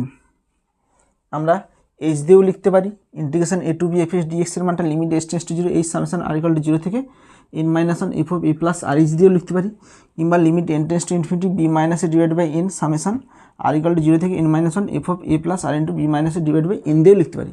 ঠিক একই রকম এটাকেও আমরা কী দিয়ে লিখতে পারি, আচ্ছা এখানে এইচ হবে, limit H tends to h, এটাকেও যদি এন দিয়ে লিখি কী হবে, limit N tends to infinitive, h মানে কত, এইচ হচ্ছে B minus A divide by N summation R equal to 1 থেকে N F of A plus R into H, H বলতে কত, B minus A divide by n. এভাবে লিখতে পারি, H দিয়েও রিপ্রেজেন্ট করতে পারি, এন দিয়েও আমরা রিপ্রেজেন্ট করতে পারি। দেখো এই উপপাদ্যটা, এই থিওরিটা জাস্ট তোমাদের দেখালাম, বই আছে কিভাবে লিমিটিং ভ্যালু দিয়ে কোনো একটা কার্ভের সীমাবদ্ধ অঞ্চলের ক্ষেত্রফল নির্ণয় করতে পারি, বই আছে বলে আমরা দেখাচ্ছি। অ্যাকচুয়ালি এটা পরীক্ষায় পড়ে না, জাস্ট কনসেপ্টটা মনে রাখো, জাস্ট বুঝে রাখো, এসব কোনো দিন পরীক্ষা অতটা আসে না। এবার দেখো এইসব যেগুলো থিওরি দিয়ে করিয়েছি এগুলো দিয়ে আমি দু একটা কিছু প্রমাণ দেখাচ্ছি, যে এগুলোকে কাজে লাগিয়ে বৃত্তের ক্ষেত্রফল নির্ণয় করা যায়, অনেক কিছু এগুলো দিয়ে প্রমাণ করা যায়। অ্যাকচুয়ালি বৃত্তের ক্ষেত্রফল কত বলো তো, বৃত্তের ক্ষেত্রফল হচ্ছে পাই আর স্কোয়ার। পাই আর স্কোয়ারটা কোথা থেকে এসেছে বলো তো, এখান থেকে এসেছে, এই লিমিটিং ভ্যালুকে কনসেপ্ট লাগিয়ে এরকম স্ট্রিপে ভাগ করে বৃত্তের ক্ষেত্রফল নির্ণয় করা হয়েছে। আচ্ছা দেখো আমি বৃত্তের ক্ষেত্রফলটা আমি দেখাচ্ছি তোমাদের, এটা পুছে দিয়ে আমি দেখাচ্ছি কীভাবে বৃত্তের ক্ষেত্রফল পাই আর স্কোয়ার এসেছে। এবার দেখো আমরা যেই যোগফলের সীমার উপর নির্দিষ্ট সমাকল দ্বারা কোনো একটা কার্ভ দ্বারা সীমান্ত অঞ্চলের ক্ষেত্রফল নির্ণয় করেছি, ওইটাকে অ্যাপ্লাই করে আমরা বৃত্তের ক্ষেত্রফল নির্ণয় করতে পারি। বৃত্তের ক্ষেত্রফল কীভাবে নির্ণয় করব? দেখো একটু হেডিং দাও, area of a circle using limit. লিমিটকে কাজে লেগে আমরা কিভাবে কোনো একটা বৃত্তের ক্ষেত্রফল নির্ণয় করব।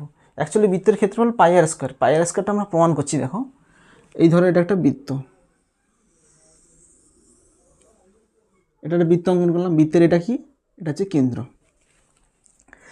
এবার দেখো, যেরকম আমরা কার্ভের ক্ষেত্রফল নির্ণয় করার জন্য আমরা কী করছিলাম, কিছু পার্টিশন করছিলাম, আয়তক্ষেত্রকে স্ট্রিপে ভাগ করেছিলাম, সেরকম বৃত্তের ক্ষেত্রফল নির্ণয় করার ক্ষেত্রেও এখানে আমরা কি করব, কিছু ভাগ করব। কিভাবে ভাগ করছি দেখো, এই কেন্দ্র দ্বারা কিছু পলিগন আঁকতেছি। কিছু পলিগন আঁকলাম, এগুলো যেন সুষম হয়, প্রত্যেকটা বাহু সমান হয়। এই পলিগন আঁকলাম, এই একটা পলিগনে এটা হচ্ছে এই একটা ত্রিভুজের, এটা একটা ভূমি, এই একটা এখানে এটার সঙ্গে এটা টাচ হবে, এটা একটা ভূমি, এটা একটা পলিগনের,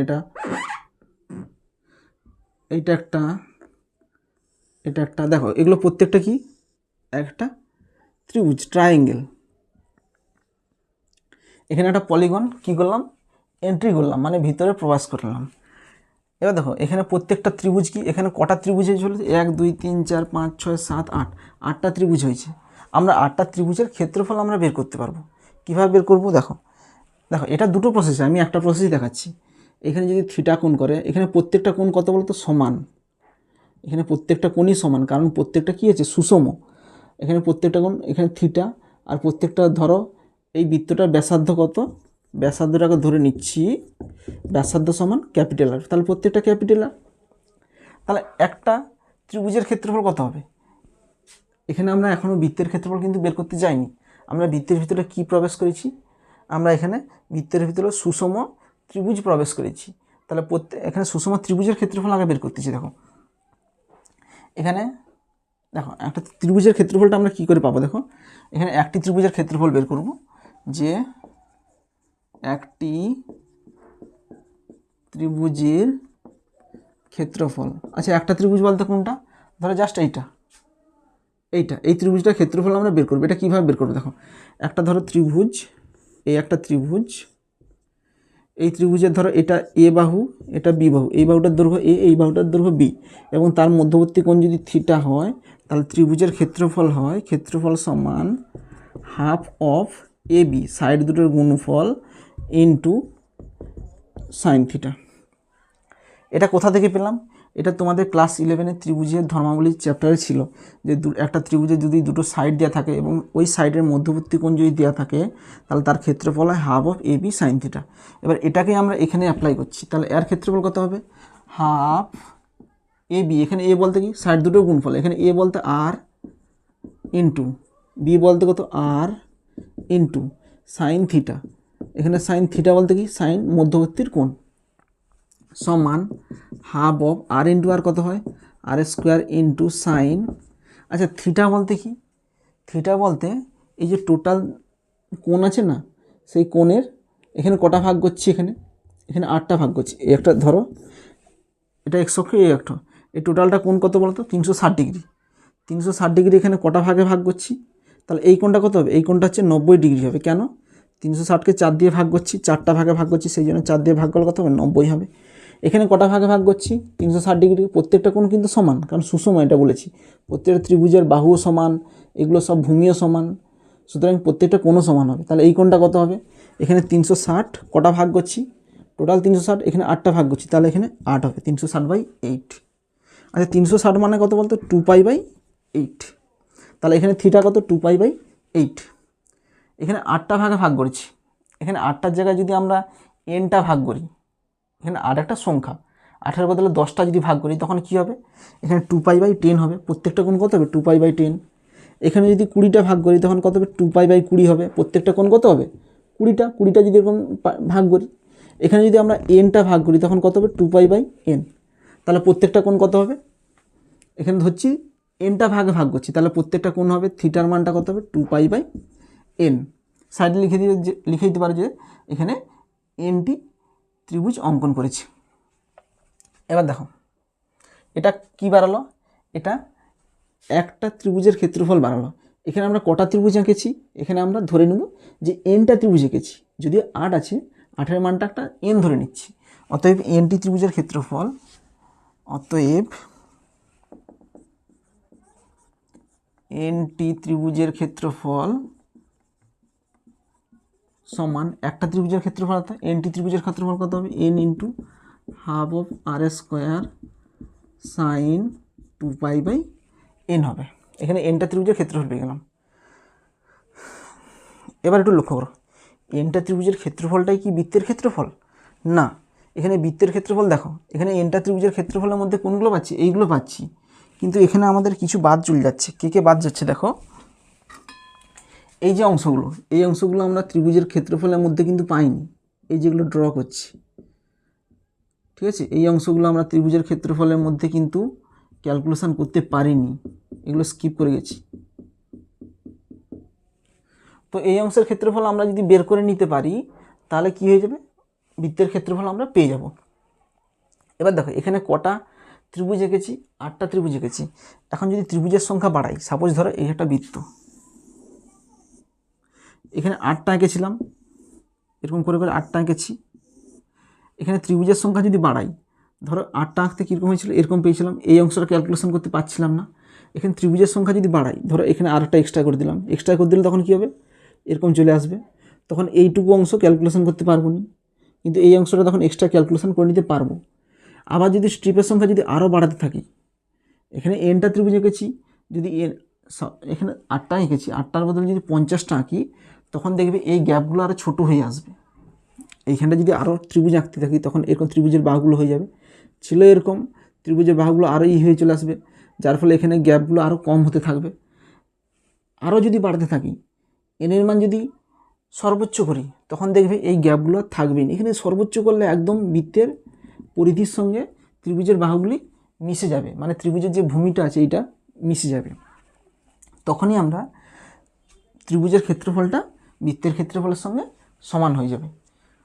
তো এখানে কি করব, তখনই ক্ষেত্রফল পাবো, এখানে লিখে রাখতে পারো যে এনের মান যদি বৃদ্ধি করি, n টেন্ডস টু ইনফিনিটিভ হলে, মানে এনটা ত্রিভুজ এঁকেছিলাম, এটা যদি ইনফিনিটিভটা ত্রিভুজ অঙ্কন করি, n টেন্ডস টু ইনফিনিটিভ হলে তখন কি হবে, এনটি ত্রিভুজের ক্ষেত্রফলটা কার সঙ্গে সমান হয়ে যাবে, এটা কার সঙ্গে সমান হয়ে যাবে, বৃত্তের ক্ষেত্রফলের সঙ্গে সমান হয়ে যাবে। বৃত্তের ক্ষেত্রফল কখন, যখন এখানে লিখে দিতে পারো when n tends to infinitive সমান, কী করলাম, যখন n টেন্ডস টু ইনফিনিটিভ মানে অসংখ্য ত্রিভুজ এঁকে দেবো, সর্বোচ্চ যখন ত্রিভুজ এঁকে দেবো, তখন সেটা কার সঙ্গে সমান হয়ে যাবে, বৃত্তের ক্ষেত্রফলের সঙ্গে সমান হয়ে যাবে। তখন n টেন্ডস টু ইনফিনিটিভে বৃত্তের ক্ষেত্রফল কত হবে, বৃত্তের ক্ষেত্রফল কত ছিল, n × ½ sin 2π/n। এটা কখন সমান হবে, যখন n টেন্ডস টু ইনফিনিটিভ, যখন n এর মান ইনফিনিটিভ হবে, এটাকেই আমরা লিমিটিভ ভাষা লিখব, limit n tends to infinitive সমান, দেখো এখানে কী করছি, দেখো limit n tends to infinity, এখানে n × ½ এখানে দেখো কী আছে, sign 2π/n divided by 2π/n আমরা জোর করে লাগাচ্ছি, এই 2π/nকে হাঁটানোর জন্য এখানে 2π/n দিয়ে গুণ করছি। দেখো এটা কী যাবে, কেটে যাবে। এখানে কি করব, এবার এটাকে আলাদা লিখব, সমান limit n tends to infinitive, এটা লিখব n × ½ এটা লিখলাম, আর এইটাকে একসঙ্গে লিখে দিচ্ছি 2π/n, এটা লিখলাম ইন্টু, এবার এটাকে লিমিট দিয়ে লিখছি, limit n tends to infinitive sine 2π/n divided by 2π/n হবে সমান, এখানে দেখো n কেটে যাবে, 2 কেটে যাবে, তাহলে কত হবে, এখানে কত পড়ে থাকবে, πr² পড়ে থাকবে, তাহলে πr² ইন্টু, এবার এটাকে কি করব, limit n tends to sine 2π/n divide 2π/n, এর মানটা কত, 2π/nটাকে আমরা h পুট করে দিচ্ছি, টু পাই বাই এন ধরি, টু পাই বাই এন সমান এইচ। যদি এন টেন্স টু ইনফিনিটিভ হলে এইচ টেন্স টু কত হবে, এইচ টেন্স টু জিরো হয়ে যাবে। তাহলে এন টেন্স টু ইনফিনিটিভ হলে এখানে two pi by infinitive something by infinitive মানে কত হয়ে যাবে, জিরো হয়ে যাবে, তখন এইচ টেন্স টু জিরো হবে। তখন এটাকে এই আকারে লিখলে limit H tends to zero sine h divided by h সমান পাই আর স্কোয়ার ইন্টু এটার মান কত, এটা তোমাদের লিমিটের সূত্রে পড়ে এসেছো, limit H tends to sine h by h কত হয় 1 সমান পাই আর স্কোয়ার। যেটা তোমরা ক্লাস 9-এ পাই আর স্কোয়ার ডাইরেক্ট পড়ে এসেছো যে ত্রিভুজের ক্ষেত্রফল হয় পাই আর স্কোয়ার। এখানে আমরা প্রমাণ করে দেখালাম। একই রকম এ প্রমাণও বই নেই, জাস্ট আমি দেখালাম যে যোগফলের সীমার উপর কীভাবে কাজে লাগিয়ে নির্দিষ্ট সমাকল দ্বারা আমরা ক্ষেত্রফল নির্ণয় করতে পারি। নেক্সট দেখো, নির্দিষ্ট সমাকলের সংজ্ঞার সাহায্যে ইন্টিগ্রেশন কীভাবে বের করব। যে এই ইন্টিগ্রেশনটার মান আমরা নির্দিষ্ট সমাকলের সংজ্ঞার সাহায্যে বের করব। নির্দিষ্ট সমাকলের সংজ্ঞাটা কী ছিল বলো তো, আমরা এখানে সংজ্ঞাটা একটু লিখছি যে integration A to B F x ডিএক্সকে কী লেখা যায়, limit H tends to zero H summation R equal to 1 to n F of A plus R h. এরকমভাবে লেখা যায় যে এ থেকে বি এফ এক্স ডিএক্স সমান কী লেখা যায়, তাকে limit H tends to h summation R equal to 1 থেকে N F of A plus R h লেখা যায়। কিংবা এন টেন্স টু ইনফিনিটিভও লিখতে পারি, এখানে আর ইকাল টু 1 থেকে এন লিখছি, R equal to 0 to n minus 1ও লিখতে পারি, যে কিছু লিখতে পারি। আচ্ছা আমরা এটাই লিখছি, তাহলে এটাই কি করব, যার মান চাইছে কি লিখব, সমান integration A to B X D X, এটাকে লিখব, এটা লিখব A to B F x ডিএক্সকে লিখব limit H tends to zero, limit H tends to zero H summation R equal to 1 থেকে N F of A plus R H, লিখব F of A plus R H, এটা লিখব। আচ্ছা F of A plus R এইচটা কি একটু লক্ষ্য করে, এখানে এফ এক্স ডিএক্স আছে, এখানে এফ এক্স কত, এফ এক্সটা হচ্ছে এখানে এক্স, এখানে এফ এক্স ইকাল টু হচ্ছে এক্স, এখানে কি আছে F of A plus R H লিখব। তাহলে এক্সের জায়গায় যদি এ প্লাস আর এইচ লিখি, A plus R H equal to কত হবে, এখানে এ প্লাস আর এইচ হবে। আচ্ছা এখানে লোয়ার লিমিট কত এ, এখানে এন এইচ সমান কী হবে বলতো, এন এইচ সমান কী জানি আমরা, বি মাইনাস এ, এন এইচ সমান বি মাইনাস এ, এখানে বি বলতে কত, এখানে বি আছে, বি মাইনাস এ হবে সমান limit H tends to zero H summation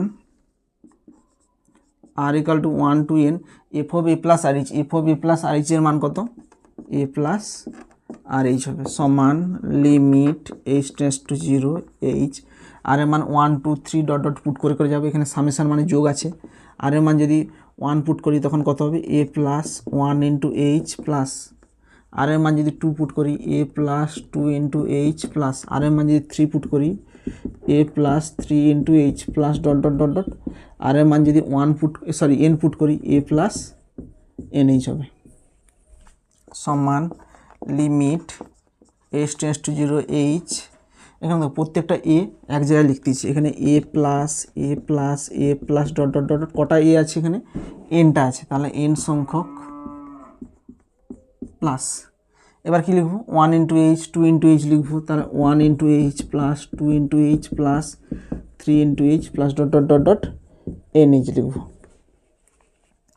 সমান limit H tends to zero H, এখানে কটা এ আছে, এনটা আছে, তাহলে কত হবে এন এ প্লাস, এখানে 1 into H 2 into H 3 into H প্রত্যেকের মধ্যে এইচ আছে, তাহলে এইচ কমন নিলে কত হবে 1 plus 2 plus 3 plus dot dot dot dot N লিখব সমান limit H tends to zero H, এখানে N A plus H into 1 2 3, এটা কি ন্যাচারাল নাম্বারের যোগফল আছে, ন্যাচারাল নাম্বারের যোগফলের সূত্র কি n into n plus 1 divided by 2 সমান limit H tends to zero,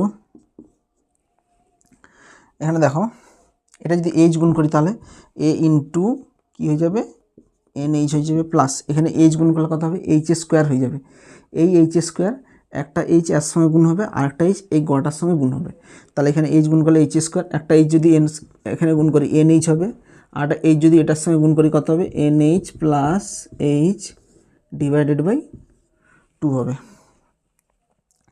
এবার দেখো কী করতেছি, এখানে আমরা পুট করতেছি সমান, এখানে এইচ টেন্ডস টু 0। আচ্ছা এনএইচের মান কত বেরিয়েছে, এনএইচের জায়গায় আমরা বি মাইনাস এ লিখবো, তাহলে এ ইন্টু বি মাইনাস এ প্লাস, এখানে এনএইচের জায়গায় বি মাইনাস এ লিখবো, বি মাইনাস এ ইন্টু এখানে এনএইচের জায়গায় বি মাইনাস এ লিখবো, বি মাইনাস এ প্লাস এইচের মান কত, এইচ টেন্ডস টু 0, তাহলে এইচের জায়গায় আমরা কী বসাবো, 0 বসাবো, বাই 2 সমান, এখানে দেখো প্রত্যেকের মধ্যে বি মাইনাস এ আছে, বি মাইনাস এ কমন নিয়ে নাও, বি মাইনাস এ কমন নিলে কত থাকবে, এখানে এ পড়ে থাকবে, এখানে বি মাইনাস এ কমন নিলে কে পড়ে থাকবে, b minus a divided by 2 থাকবে, সমান বি মাইনাস এ, এটা যদি ক্যালকুলেশন করে নিচে লসাগু কত হবে 2 হবে, তাহলে এখানে কত হবে 2a plus B minus A সমান, এখানে দেখো এখানে কত হবে বি মাইনাস এ ইন্টু এখানে 2a মাইনাস এ কত হবে এ প্লাস বি আসবে, সরি এ মাইনাস বি আসবে বাই 2, সরি এখানে এ 2a মাইনাস এ প্লাস বি আসবে। এবার দেখো এখানে লক্ষ্য করো, এখানে বি মাইনাস এ এখানে বি প্লাস এ, তাহলে A plus B into A minus B square minus B square হবে, এখানে স্কোয়ার বলতে কত B square minus A square by 2, by 2টাকে হাফ দিয়ে লিখে দিচ্ছি, তাহলে এটাই answer.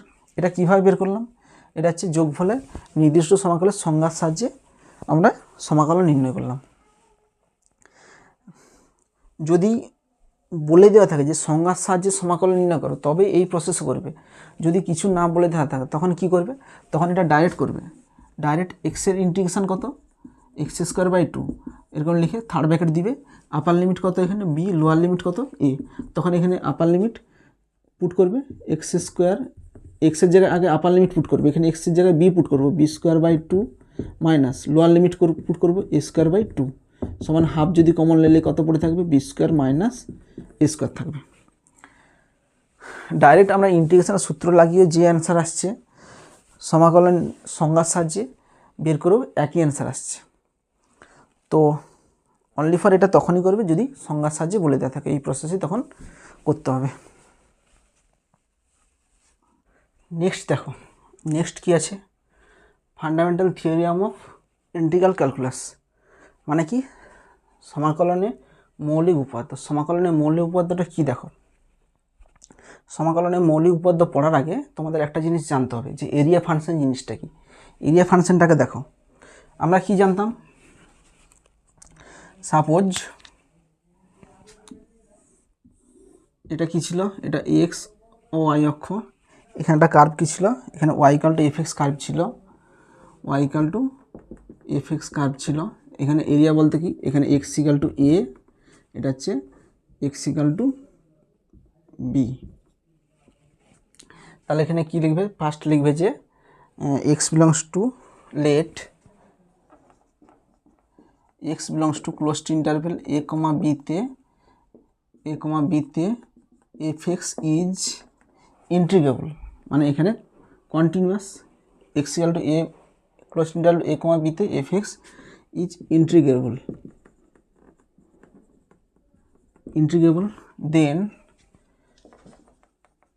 then the area function equal to, দেখো এখানে এরিয়া ফাংশন বলতে কি, আমরা এরিয়া ফাংশন জিনিসটা কি আগে বুঝি। এখানে এরিয়া ফাংশনটা হচ্ছে এটা নর্মালি এ থেকে বি পর্যন্ত আমাদের কী হয়ে যাবে, ফিক্সড আমরা এরিয়া পেয়ে যাব। এর মধ্যে যদি আমরা কোনো একটা স্ট্রিপ ধরি, একটা কোনো অনির্দিষ্ট স্ট্রিপ ধরি, মানে নির্দিষ্ট নয়, ধরো এরকম একটা স্ট্রিপ ধরলাম, ধরো এই স্ট্রিপটা কি, এটা ফিক্সড নয়, এই স্ট্রিপটা হচ্ছে ফিক্সড নয়, এখানে এতটা দূরত্ব হচ্ছে ধরো এক্স, এই যে লিমিটটা, এটা হচ্ছে এই বিন্দুটা ধরো এক্স বিন্দু, এটা হচ্ছে নট ফিক্সড, এর মানটা বিভিন্ন রকমভাবে ভ্যারি করে। এই যে স্ট্রিপটা আঁকছি এটা কখনো এখানেও হতে পারে, এখানেও হতে পারে, এখানেও হতে পারে, যদি এখানে থাকে তখন তার এরিয়া কোনটা পাবো, এইটা পাবো। যখন স্ট্রিপটা যখন ওদিকে চলে যাবে তখন কোনখানে স্ট্রিপটা আসবে, ধরো এইখানে স্ট্রিপটা চলে এলো, তখন আমরা এরিয়া কতটা পাবো, তখন আমরা এইখান থেকে গড়াটা পাবো, এই গড়াটা পাবো, ঠিক আছে। এই স্ট্রিপটা বিভিন্ন জায়গায় থাকলে বিভিন্ন রকম আমরা এরিয়ার অ্যান্সার পাবো। তো এই স্ট্রিপটা দিয়ে এমন একটা ইকুয়েশান বের করব, ফাংশন বের করব, যেটা কি রিপ্রেজেন্ট করবে, এরিয়া ফাংশন রিপ্রেজেন্ট করবে। তো এখানে ধরো এখানে স্ট্রিপটা আছে, তখন এখানে হচ্ছে এক্সট্রা এখানে চলে আসবে, তখন এরিয়া ফাংশনটা কী লিখবো, এখানে আসলে কত হবে, এরিয়া কোনখান থেকে কোনখানে হবে, ইন্টিগ্রেশন এ থেকে এক্স পর্যন্ত যাবে, এ থেকে এক্স, এফ এক্স ডিএক্স। এখানে ডিএক্স বলতে কত, এই যে স্ট্রিপটা হচ্ছে তার প্রস্থটা হচ্ছে ডিএক্স, আর এফ এক্স কত, এইখান থেকে আর দূরত্বটা হচ্ছে ওয়াই, ওয়াই মানে হচ্ছে এখানে এফ এক্স। এখানে এক্সটা কিন্তু ফিক্সড নয়, এক্সটা হচ্ছে চেঞ্জ করবে, চেঞ্জেবল। তো এটাই হচ্ছে এরিয়া ফাংশন, এটা হচ্ছে অ্যান্সার আসবে এক্স দিয়ে। এক্সের বিভিন্ন মান পুট করলো, ধরো এক্সের মান 5 পুট করলাম, এখানে ধরো এক্সের মানটা 5, তখন 5 ফুট করলে যে এরিয়াটা পাবো সেই এরিয়াটা আমরা এখানে এক্স ইকুয়াল টু 5 ফুট করে দিলে পেয়ে যাবো। ধরো এক্সের মান 10 ফুট করে দেবো, 10 এক্স ইকুয়াল টু 10 ধরো এইখানে, তখন এই ফাংশনে যে এরিয়া ফাংশনটা পারবো সেখানে 10 ফুট করে দিলে আমরা এরিয়ার অ্যান্সার পেয়ে যাবো। তো এটাকে আমরা এরিয়া ফাংশন বলছি, যে এরিয়া ফাংশন ইকুয়াল টু কত, integration A to x F x dx. এবার চলে আসো যে first fundamental theory of integral calculus. আচ্ছা, ফান্ডামেন্টাল থিওরি অফ ইন্টিগ্রাল ক্যালকুলাসের দুটো থিওরি আছে, একটা হচ্ছে ফার্স্ট থিওরি আর একটা হচ্ছে থিওরি সেকেন্ড থিওরি। তার লিখবে, প্রথম হেডিং দিবে first fundamental theorem of integral calculus, মানে সমাকলন বিদ্যার কি বলবো, প্রথম উপাদ্য, সমাকলনের মৌলিক উপাদ্যের প্রথম থিওরি। এটা প্রথম থিওরি কি বলেছে, যে যে f x is continuous in closed interval a comma b. আচ্ছা, এখানে অবশ্যই ফাংশনটা কন্টিনিউয়াস হতে হবে, যে ইন্টারভেলের মধ্যে এরিয়া বের করবো সেটা অবশ্যই কন্টিনিউয়াস হতে হবে। যদি f x is continuous in closed interval a b হয় অ্যান্ড ইন্টিগ্রেশন অ্যান্ড এ এক্সটা কি, আচ্ছা এরিয়া ফাংশনকে আমরা নর্মালি এ এক্স দিয়ে লিখব, এক্সটা হচ্ছে area function. A x equal to কি, ইন্টিগ্রেশন এ থেকে এক্স এফ এক্স ডিএক্স, যেখানে x belongs to closed interval a comma b and x is the area function. Area function represent করছে x, area function. Then first principle বলছে, যদি x একটা area function represent করে, এক্সের মানটা কত, integration a থেকে এক্স এফ এক্স ডিএক্স, তখন এই এক্সের ডেরিভেটিভটা কী হবে, এক্সের সাপেক্ষে যদি ডেরিভেটিভ করি, এই এক্সটাকে যদি এক্সের সাপেক্ষে করা হয় ডেরিভেটিভ, তখন এর মানটা কী হবে, এফ এক্সের সঙ্গে সমান হবে। এটাই হচ্ছে ফান্ডামেন্টাল থিওরি অফ ক্যালকুলাসের প্রথম থিওরি। আবার বলছি, প্রথম থিওরিটা কি, একটা এরিয়া ফাংশন দেওয়া থাকলে সেই এরিয়া ফাংশনকে যদি আমরা ডেরিভেটিভ করি, তার ডেরিভেটিভটা কার সঙ্গে সমান হবে, এখানে এফ এক্সের সঙ্গে সমান হবে। এটা ফার্স্ট ফান্ডামেন্টাল থিওরিয়াম হয়ে গেল। এবার দেখো second fundamental theorem integral calculus কী হচ্ছে দেখো।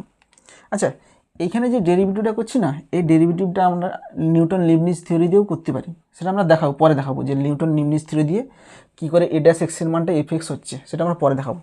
নেক্সট দেখো second fundamental theorem of integral calculus. Second fundamental theorem of integral calculus মানে কি, সমাকলন বিদ্যার মৌলিক উপপাদ্যের সেকেন্ড থিওরি।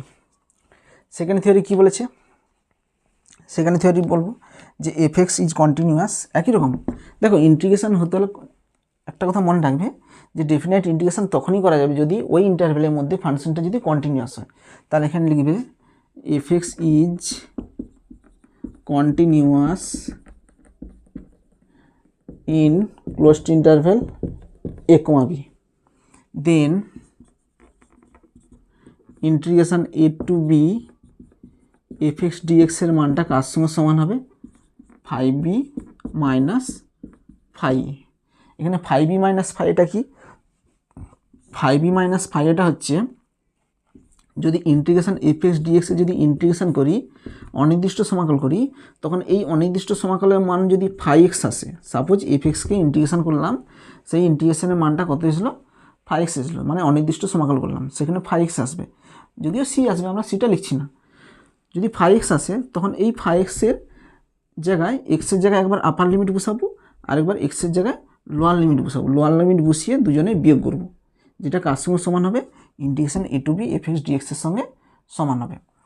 এটা তো মানে মেন থিওরি। এটা কোনো বইয়ে দেখবে জাস্ট এই থিওরিটাই লেখা আছে, ফান্ডামেন্টাল থিওরি অফ ইন্টিগ্রাল ক্যালকুলাসের জাস্ট একটাই থিওরি লেখা আছে, এটাই লেখা আছে।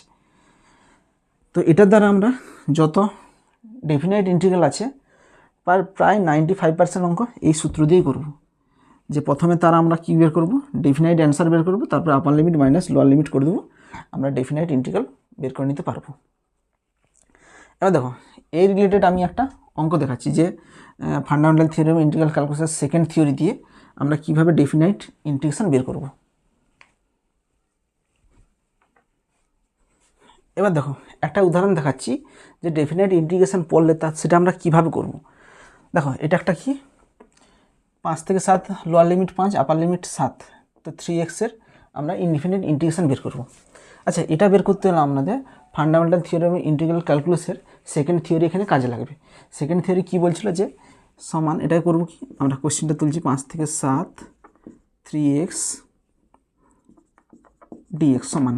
দেখো এটার করার নিয়ম কি, প্রথমে এটাকে ডেফিনাইট ইন্টিগ্রেশন করব, তাহলে 3x এর ডেফিনাইট ইন্টিগ্রেশন কত, 3 ইন্টু এক্স এর কত হয় x²/2 প্লাস কত আসবে c আসবে, কারণ এটাকে যদি ইনডিফিনিট ইন্টিগ্রেশন করি তাহলে ইনডিফিনিট ইন্টিগ্রেশন করলে কত হয়, 3x এর ইন্টিগ্রেশন কত হয়, 3টার সংখ্যা বাইরে বেরিয়ে চলছে, 3 ইন্টু এক্স এর ইন্টিগ্রেশন হবে x²/2 প্লাস c। এখানে আপার লিমিট কত, আপার লিমিট হচ্ছে 7, লোয়ার লিমিট হচ্ছে 5। এবার কি বলছিলাম, যে ফান্ডামেন্টাল থিওরি অফ ইন্টিগ্রাল ক্যালকুলাসের সেকেন্ডে কী বলছে, যে এখানে আপার লিমিট পুট করবে একবার এক্সের জায়গায়, মাইনাস লোয়ার লিমিট পুট করবো, তাহলে এখানে আপার লিমিট পুট করলে কত হয় 3/2 ইন্টু x² বলতে 7² প্লাস c মাইনাস আরেকবার লোয়ার লিমিট পুট করবো 3/2 ইন্টু লোয়ার লিমিট বলতে কত 5² প্লাস c সমান, এখানে কত হবে 3/2 ইন্টু 7² মানে কত হয় 49 প্লাস c, এখানে মাইনাস 3/2 ইন্টু 5² মানে 25, এখানে প্লাস মাইনাসে মাইনাস c, এখানে প্লাস c মাইনাস c কী হয়ে যাবে, কেটে যাবে। তাহলে কত হবে, এখানে যদি 3/2 কমন নেই তাহলে 49 মাইনাস 25 সমান 3/2, 49 মাইনাস 25 কত হবে 24 হবে। এখানে 2 দিয়ে কাটলে 12, 12 3 36। তো এখানে আমরা ডেফিনাইট অ্যান্সার পাচ্ছি, মানে একটা ফিক্সড ভ্যালু পাচ্ছি। তো এটাই এভাবেই আমাদের ডেফিনাইট ইন্টিগ্রেশন করতে হবে। একটা জিনিস লক্ষ্য করো, যখন ডেফিনাইট ইন্টিগ্রেশন বের করতেছি সেখানে কি কোনো সি থাকতেছে, সি থাকছে না। কোথায় সি কাটতেছে দেখো, যখন এখানে আপার লিমিট পুট করতেছি, আপার লিমিট আর লোয়ার লিমিট পুট করে যখন ক্যালকুলেশন করছি তখন এখানে দেখো দুটো সি কেটে যাচ্ছে। তো সুতরাং ডেফিনাইট ইন্টিগ্রেশনের ক্ষেত্রে কোনো সি থাকবে না, সি সবসময় কী হয়ে যাবে, আপার লিমিট আর লোয়ার লিমিট পুট করার পর সেটা সি কেটে যাবে। তাহলে এখানে লিখে রাখতে পারো যে ডেফিনাইট ইন্টিগ্রেশনের ক্ষেত্রে কোনো সি থাকবে না। ডেফিনাইট ইন্টিগ্রেশনের ক্ষেত্রে সমাকলন ধ্রুবক সি থাকবে না, সি জাস্ট লিখে দাও, সি থাকবে না। নেক্সট দেখো, নেক্সট তোমাদের একটা ইন্টিগ্রেশন করতে দিচ্ছি, তোমরা ট্রাই করবে। ইন্টিগ্রেশন অফ -2 to 3, এখানে -2 to 3 হবে, এখানে 3x ইন্টু √(x² - 1 dx), এই একটা ইন্টিগ্রেশন করতে দিলাম। এটা হচ্ছে ডেফিনাইট ইন্টিগ্রেশন। তো এর ইন্টিগ্রেশন তোমরা কীভাবে করবে দেখো, এই যখন ইন্টিগ্রেশনটা তোমরা করতে যাবে এর ভ্যালুটা একটা ইরোর ভ্যালু দিবে, ইরোর ভ্যালু আসবে, মানে ঠিকঠাক ভ্যালু দিবেনি। কেন দিবেনি আমি বলতেছি। দেখো, যখন ডেফিনাইট ইন্টিগ্রেশন করতে হয় তখন আমি ফান্ডামেন্টাল থিওরি অফ ইন্টিগ্রাল ক্যালকুলাসের দুটো থিওরি লিখেছিলাম। ফার্স্ট থিওরি লিখেছিলাম, সেকেন্ড থিওরি লিখেছিলাম।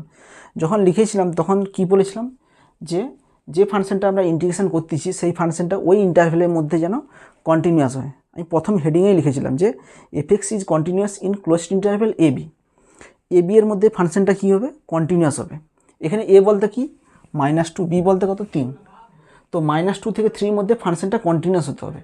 কিন্তু এই ফাংশনটার ক্ষেত্রে দেখো, যদি আমরা এই √এর ভিতরে এক্সের মানটা যদি 0 পুট করি তখন 0.5 পুট করি, এক্সের মানটা কত পুট করলাম 0.5 পুট করলাম, তখন f(x) = কত হয় বলো তো, f(x) এখানে 0.5 ইন্টু √(0.5 হোল স্কয়ার -1)। কেন পুট করলাম, কারণ 0.5টা -2 থেকে 3-র মধ্যেই আছে, আর -2 থেকে 3-র মধ্যে প্রত্যেকটা বিন্দুতেই ফাংশনটা কন্টিনিউয়াস হতে হবে, তবেই ওই ইন্টারভ্যালের মধ্যে ফাংশনটার ইন্টিগ্রেশন বের করতে পারবো, ডেফিনাইট ইন্টিগ্রাল বের করতে পারবো। এখানে -2 থেকে 3-র মধ্যে 0.5টা একটা বিন্দু, তাহলে এখানে দেখতেছি যে কী অ্যান্সার আছে, 0.5 ইন্টু 0.5 হোল স্কোয়ার মানে কত, 0.25 - 1 সমান 0.5 ইন্টু, এটা ক্যালকুলেশন করলে ঋণাত্মক মান আসবে, এর মানটা নেগেটিভে আসবে।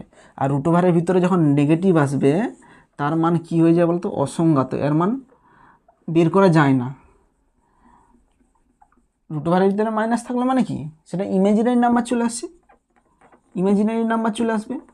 তো এক্ষেত্রে অসংজ্ঞাত থাকলে কী হবে, তো ফাংশনটা কন্টিনিউয়াস নয়। যদি রুট ওভারের মানটা যদি না বের করতে পারি, তখন এই ইন্টারভ্যালের মধ্যে 0.5 বিন্দুতে ফাংশনটা ডিসকন্টিনিউয়াস। তো যদি ওই বিন্দুতে ফাংশনটা ডিসকন্টিনিউয়াস হয়ে যায়, তখন আমাদের ডেফিনাইট ইন্টিগ্রাল বের করতে পারবো না। তো শুধু 0.5 নয়, তোমরা একটু লক্ষ্য করে দেখবে, -1 থেকে 1-এর মধ্যে যতগুলো বিন্দু আছে প্রত্যেকটা বিন্দুতেই এর মানটা ইমেজিনারি নাম্বার আসবে, মানে এর মানটা কন্টিনিউয়াস হবে না, এই ইন্টারভ্যালের মধ্যে এই ফাংশনটা ডিসকন্টিনিউয়াস হবে। তো যখন এটাকে আমরা, তখন আমরা ইন্টিগ্রেশন বের করতে পারবো না। তো তাহলে কি আমরা কোনো একটা ইন্টিগ্রেশন, ডেফিনাইট ইন্টিগ্রেশন করার ক্ষেত্রে কি আমরা প্রথমে চেক করব যে ফাংশনটার ওই ইন্টারভ্যালের মধ্যে কন্টিনিউয়াস না ডিসকন্টিনিউয়াস, কন্টিনিউয়াস হলে তারপরে করব যে কন্টিনিউয়াসটা কীভাবে বুঝবো আমরা। দেখো নর্মালি 99% ক্ষেত্রে, 99%-এর ক্ষেত্রে যে ডেফিনাইট ইন্টিগ্রেশন বের করতে দেয় সেগুলো সবই হচ্ছে কন্টিনিউয়াস ফাংশনের ক্ষেত্রেই বের করতে দেয়, কন্টিনিউয়াস ফাংশনই দেয় 99% অঙ্ক। 2-1টা অঙ্ক দেখবে ডিসকন্টিনিউয়াস দেয়, জাস্ট চেক করার জন্য যে তোমার কনসেপ্ট ক্লিয়ার আছে কি না, তুমি জানো কি না যে ওই ফাংশন, ওই ইন্টারভ্যালের মধ্যে ফাংশনটা কন্টিনিউয়াস, সেটা কনসেপ্টটা ক্লিয়ার আছে কি না সেটা চেক করার জন্য জাস্ট 2-1টা থাকে।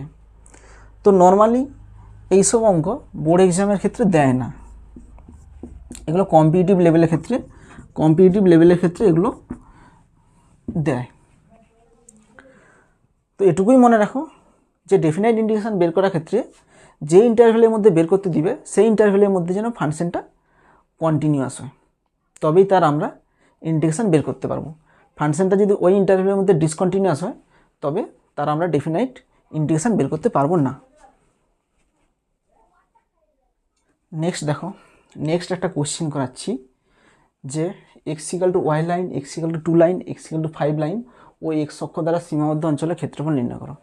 এটা আমরা কেন করাচ্ছি, দেখো এটা আমরা দুটো প্রসেসে দেখাবো, একটা ডেফিনাইট ইন্টিগ্রেশন দ্বারা আমরা এর ক্ষেত্রফল নির্ণয় করব, আর একটা নর্মাল করে দেখাবো। এই কারণে করে দেখাবো যে ডেফিনাইট ইন্টিগ্রেশন দ্বারা যে ক্ষেত্রফল রিপ্রেজেন্ট করে সেটাই আমরা এখানে প্রুভ করার জন্য জাস্ট একটা উদাহরণ দিয়ে দেখাচ্ছি। দেখো এটা আমরা নর্মাল করব, যেমন নর্মাল করি। সাপোজ ধরো এটা যদি ছবি আঁকি, x=y লাইন কেমন হবে বলো তো। সাপোজ এটা অক্ষ, এখানে x=y লাইনটা এইভাবে হবে। x=y লাইন মানে কি, ওটা হচ্ছে মূলবিন্দুগামী লাইন, এটা তোমরা জানো। তো x=2 লাইন, x=2 লাইন কত, এটা যদি 2 বিন্দু হয় তাহলে x=2 লাইন কেমন হবে, এটা হচ্ছে x=2 লাইন। x=5 লাইন, ধরো এখানে 2 3 4 5, এখানে হচ্ছে 5, x=কত, এটা হচ্ছে x=5, এখানে হচ্ছে x=2। এবং x অক্ষ বলতে কোনটা, এইটা হচ্ছে x অক্ষ দ্বারা সীমাবদ্ধ অঞ্চলের ক্ষেত্রফল বলতে কোনটা, এইটা হচ্ছে এই ক্ষেত্রফলটা আমাদের নির্ণয় করতে এখানে হবে। তো এর ক্ষেত্রফল আমরা কিভাবে বের করব, দেখো এটা দেখতে কেমন বলো তো, এই অঞ্চলটা এটাকে দেখতে কেমন, দেখো এটার সঙ্গে এটা কি সমান্তরাল, এটা দেখতে ট্রাপিজিয়ামের মতন, তো এটা হচ্ছে ট্রাপিজিয়ামই হবে। তাহলে এর ক্ষেত্রফল সমান, তো নিম্ন অঞ্চলের ক্ষেত্রফল লিখে দেবে, নিম্ন অঞ্চলের ক্ষেত্রফল এখানে লিখবে, ট্রাপিজিয়ামের ক্ষেত্রফল লিখে দিতে পারো, ট্রাপিজিয়ামের ক্ষেত্রফল সমান হাফ ইন্টু সমান্তরাল বাহু দুটির যোগফল। ট্রাপিজিয়ামের ক্ষেত্রফল সূত্র কি, হাফ ইন্টু সমান্তরাল বাহুর যোগফল, এখানে সমান্তরাল বাহু দুটি লিখে দিবে, সমান্তরাল বাহু দুটির যোগফল ইন্টু ওই বাহু দুটির মধ্যে দূরত্ব, ইন্টু দূরত্ব সমান হাফ ইন্টু, এখানে সমান্তরাল বাহু দুটো কে বলো তো? সমান্তরাল বাহু দুটির দূরত্ব বলতে সমান্তরাল বাহু দুটির যোগফল। সমান্তরাল বাহু দুটো কি? এইটা আর এইটা, এই দুটো বাহুর যোগফল। আচ্ছা, এই দূরত্ব আর এই দূরত্ব তো আমাদের বের করতে হবে। আচ্ছা, এই বিন্দুটা কত বলো? এখানে এক্সের মান কত? এখানে এক্সের মান 2। আচ্ছা, ওয়াইয়ের মান কত বলো? এটা কি রেখা বলো তো? এটা ওয়াই ইকাল টু এক্স রেখা। ওয়াই ইকাল টু এক্স রেখাতে এখানে এক্সের মান যদি 2 হয়, তাহলে এখানে এক্স যদি 2 পুট করি, তাহলে ওয়াইয়ের মান কত হবে? ওয়াইয়ের মান 2 হবে। তাহলে ওয়াইয়ের মান কত হবে? 2। তাহলে এই বিন্দুটার স্থানাঙ্ক কত হবে? এখানে এক্সের মান 5, এখানে এক্সের মান যদি 5 পুট করি, তাহলে ওয়াইয়ের মান কত হবে? ওয়াইয়ের মানও 5 হবে। এক্সের জায়গায় যদি 5 পুট করি, তাহলে ওয়াই সমান 5 হবে। তাহলে এই বিন্দুটা কত হবে? 5,5। তাহলে দেখো, এইখান থেকে এই দূরত্ব হচ্ছে 2, এইখান থেকে এই দূরত্ব হচ্ছে 5। তাহলে সমান্তরাল বাহু দুটির যোগফল কত হবে? 2 + 5 ইন্টু সমান্তরাল বাহু দুটির দূরত্ব। সমান্তরাল বাহু দুটির দূরত্ব কত হবে? দেখো, এইখান থেকে এর দূরত্ব হচ্ছে 5, এইখান থেকে এর দূরত্ব হচ্ছে 2। তাহলে কত হবে? 5 - 2।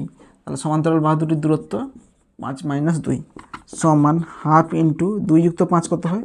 7। 5 - 2 কত হয়? 3 সমান 7 × 3 = 21/2। এটা আমরা নর্মালি ক্লাস 9-10 কনসেপ্ট লাগিয়ে এরিয়া বের করলাম।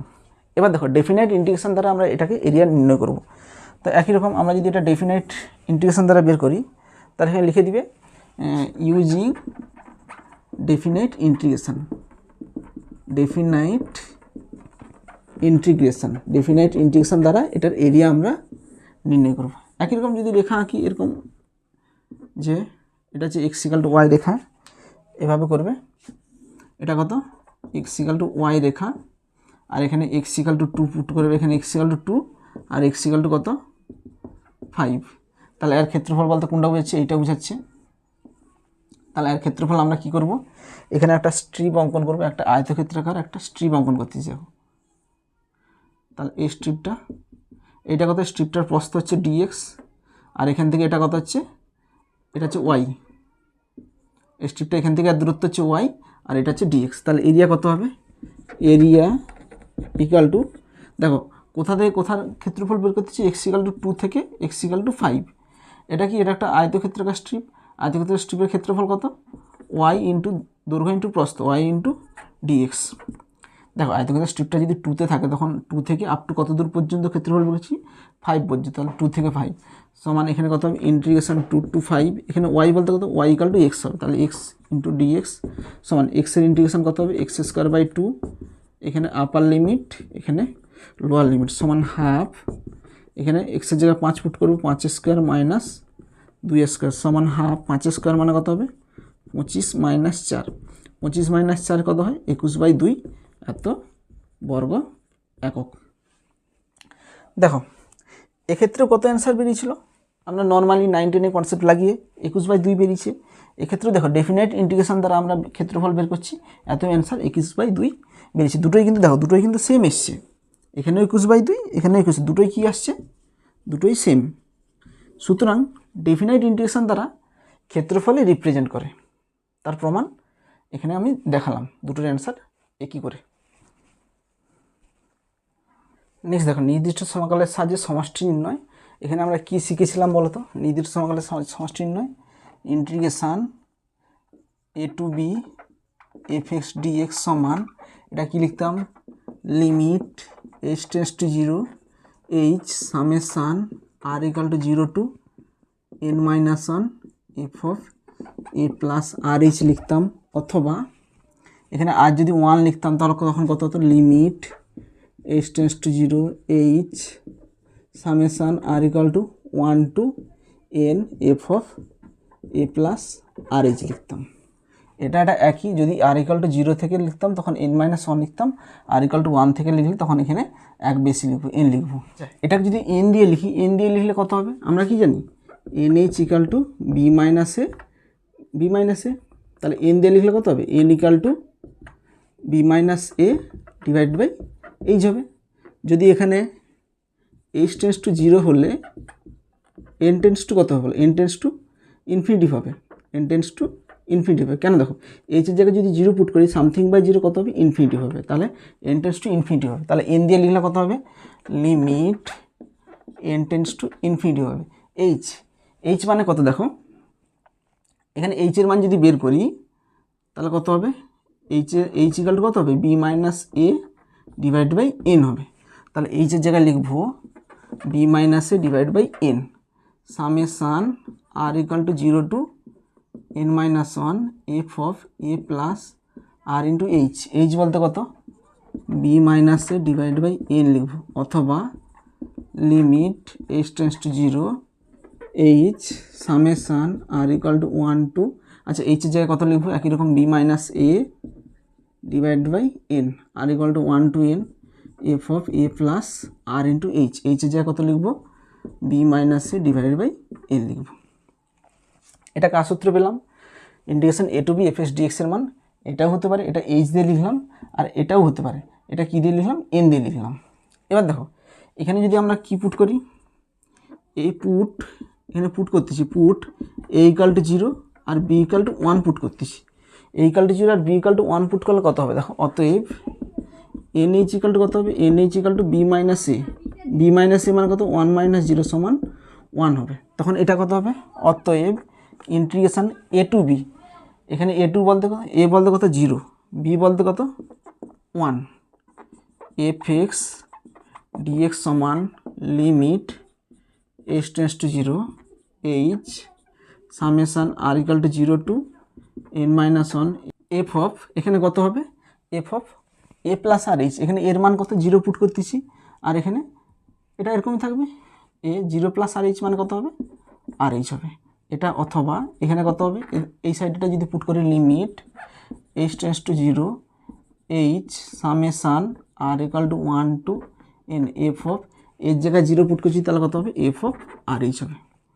এটাও করতে পারি, অথবা যদি এইখানে পুট করি, দেখো এটাও যা এটাও তা, এটা এইচ দিয়ে লিখেছি, এটা এন দিয়ে লিখেছি, যদি এখানে পুট করি তখন কত হবে, একই রকম integration A to B F x dx সমান কত হবে, limit N tends to infinitive,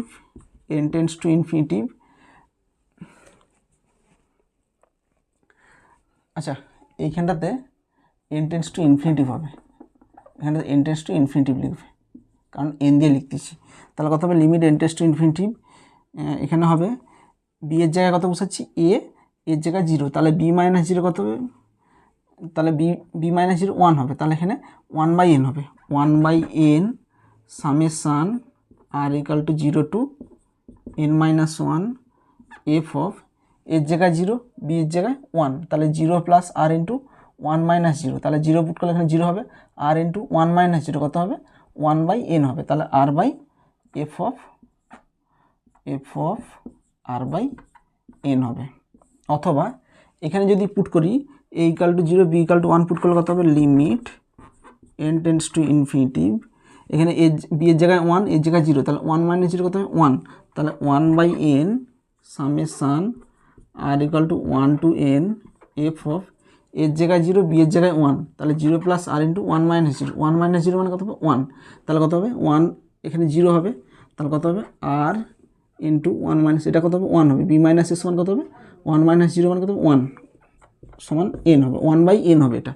তাহলে এটা হচ্ছে, তাহলে এটাই দেখো, এটাই মনে রাখবে, আমরা বেশিরভাগ দেখো এটাও লাগাতে পারি, এটাও লাগাতে পারি, বেশিরভাগ অঙ্কের ক্ষেত্রে দেখবে লিমিটের কিছু কিছু অঙ্ক আছে এই সূত্রটাকে কাজে লাগিয়ে আমরা করব, যে integration A to B F x dx এর মান, সরি এখানে এ টু বি বলতে কত, এখানে এর মান 0 পুট করছিলাম, 0 বি এর মান কত পুট করছিলাম 1, তাহলে integration 0 to 1 F x dx এর মানটা কত হবে, limit N tends to infinity 1 by N summation R equal to 0 to N minus 1 F of R by N, এটাও করতে পারি, অথবা limit N tends to infinity 1 by N summation R equal to 1 থেকে N F of R by N. এইটা লাগিয়ে বেশিরভাগ অঙ্কের ক্ষেত্রে আমরা অঙ্ক করব, আমরা এটা লাগিয়েও করতে পারি, কোনো অসুবিধা নেই। এবার এটা কোথা থেকে এলো, আমি টোটালটা এখানে বুঝালাম যে এইখানে ইন্টারভেলে a equal to 0 b equal to 1 put করে আমরা এই সলিউশনটা পেয়েছি। এটা স্টার দিয়ে মনে রাখবে, যেটা বহু ক্ষেত্রে আমরা লিমিটেড অঙ্কের ক্ষেত্রে আমরা কাজে লাগাবো। দেখো এটা আমরা অঙ্ক আমরা একটা এক্ষুনি করে দেখাচ্ছি যে এইটাকে লাগিয়ে কিভাবে আমরা অঙ্ক করব। এবার দেখো আমরা যে সংজ্ঞাটা দেখালাম সেই সংজ্ঞার সাহায্যে এরকম একটা সমষ্টি আমরা নির্ণয় করব, যেটা লিমিটিং কনসেপ্টকে কাজে লাগিয়ে নির্ণয় করব। দেখো কি পড়েছিলাম, যে ইন্টিগ্রেশন 0 to 1 fx dx এর মানটা কার সঙ্গে সমান হয়, limit n tends to infinity h summation r equal to 1 থেকে n f of a plus R H F of R by N এর সঙ্গে সমান হয়। এটা দেখিয়েছিলাম, এটা কোথা থেকে এসেছিলো সেটাও আমি দেখিয়েছিলাম। তো দেখো আমি সূত্রটা আরেকবার একটু বলছি, দেখো ইন্টিগ্রেশন 0 to 1 fx dx সমান limit n tends to infinity summation r equal to 1 থেকে n F of R by N. এবার দেখো এটা তোমরা এভাবেই মনে রাখবে যে এইটা এরকম যদি কনভার্ট করে দিই কোনো একটা সিকোয়েন্সকে, তাহলে সেই কনভার্টটা আমরা এইভাবে লিখতে পারি। এটা কীভাবে মনে রাখবো, দেখো এই যে সামেশান আছে, সামেশানটাকে তোমরা ইন্টিগ্রেশন আকারে মনে রাখো। এই সামেশানটাকে কীভাবে মনে রাখবে, সামেশানটাকে তোমরা ইন্টিগ্রেশন আকারে মনে রাখো। আর আর বাই এনকে তোমরা কীভাবে মনে রাখবে, আর বাই এনকে তোমরা এক্স আকারে মনে রাখো। আচ্ছা এখানে 1 বাই এন ছিল, এখানে 1 বাই এন ছিল, সরি এখানে 1 বাই এন ছিল, এখানে 1 বাই এন লিখবে। আর এখানে 1 বাই এনকে তোমরা ডিএক্স আকারে মনে রাখো। কি বললাম, সামেশানটাকে তোমরা ইন্টিগ্রেশন আকারে মনে রাখবে, আর বাই এনকে তোমরা এক্স আকারে মনে রাখবে, আর 1 বাই এনটাকে তোমরা ডিএক্স আকারে মনে রাখবে। তাহলে মনে রাখলে কী হবে, এই সামেশানের জায়গায় তোমরা ইন্টিগ্রেশন ভাববে, আর এখানে এফ অফ আর বাই এনটাকে এক্স ভাববে, আর 1 বাই এনকে তোমরা ডিএক্স ভাববে। তাহলে কত হবে 0 থেকে 1, এভাবেই মনে রাখবে তোমরা ইন্টিগ্রেশনটাকে। তাহলে তোমরা কীভাবে কনভার্ট করবে, এরকম আকারে নিয়ে আসার চেষ্টা করবে। Limit n tends to infinity 1 by N summation r equal to 1 থেকে n F of R by N, এরকম ফর্মে নিয়ে আসবে। এরকম ফর্মে নিয়ে আসতে পারলে সেটাকে আমরা এইভাবে লিখতে পারি।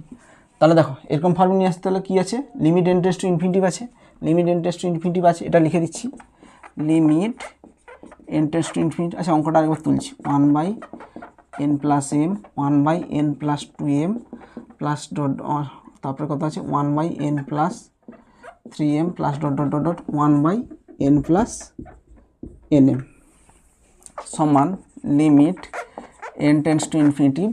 এখানে দেখো কীভাবে আনতেছি, 1 বাই n লিখবো, 1 বাই n আকারে নিয়ে আসবো। তাহলে 1 বাই n লাগিয়ে দিচ্ছি, 1 বাই n জোর করে লাগিয়ে দিচ্ছি। তাহলে এই 1 বাই nকে হাঁটাতে হলে এখানে উপরে n দিয়ে গুণ করতে হবে। তাহলে এখানেও n দিয়ে গুণ করতে হবে, n by n plus 2m, যার ফলে এই n কী হয়ে যাবে, কেটে যাবে, plus n by n plus 3m plus dot dot dot dot n by n plus m হয়ে যাবে সমান limit n tends to infinity 1 by n। দেখো 1 বাই n আকার লিখে দিচ্ছি। এবার এটাকে F of R by N এর আকার লিখবো। তাহলে দেখো এই টোটাল যে সিকোয়েন্সটা আছে এটাকে F of R by N আকারে প্রকাশ করব। তাহলে কীভাবে, দেখো এই এনটা এখানে ভাগ করে দিচ্ছি, তাহলে ভাগ করলে কত হবে, উপরে 1 থেকে যাবে, এখানে এই এনটা এখানে ভাগ হয়ে যাবে, ভাগ করলে কত হবে, এখানে 1 প্লাস এখানে কত হবে m ইন্টু 1 বাই এন হবে, প্লাস এখানে যদি ভাগ করে দিই তাহলে কত হবে 1, এখানে কত হবে 1 প্লাস এখানে কত হবে m ইন্টু 2 বাই এন হবে, প্লাস এখানে যদি ভাগ করি 1 by 1 plus m into 3 by m plus dot dot dot dot এখানে কত হবে 1 by 1 plus m into n by n আকারে লিখে দিলাম সমান limit n tends to infinity 1 by n।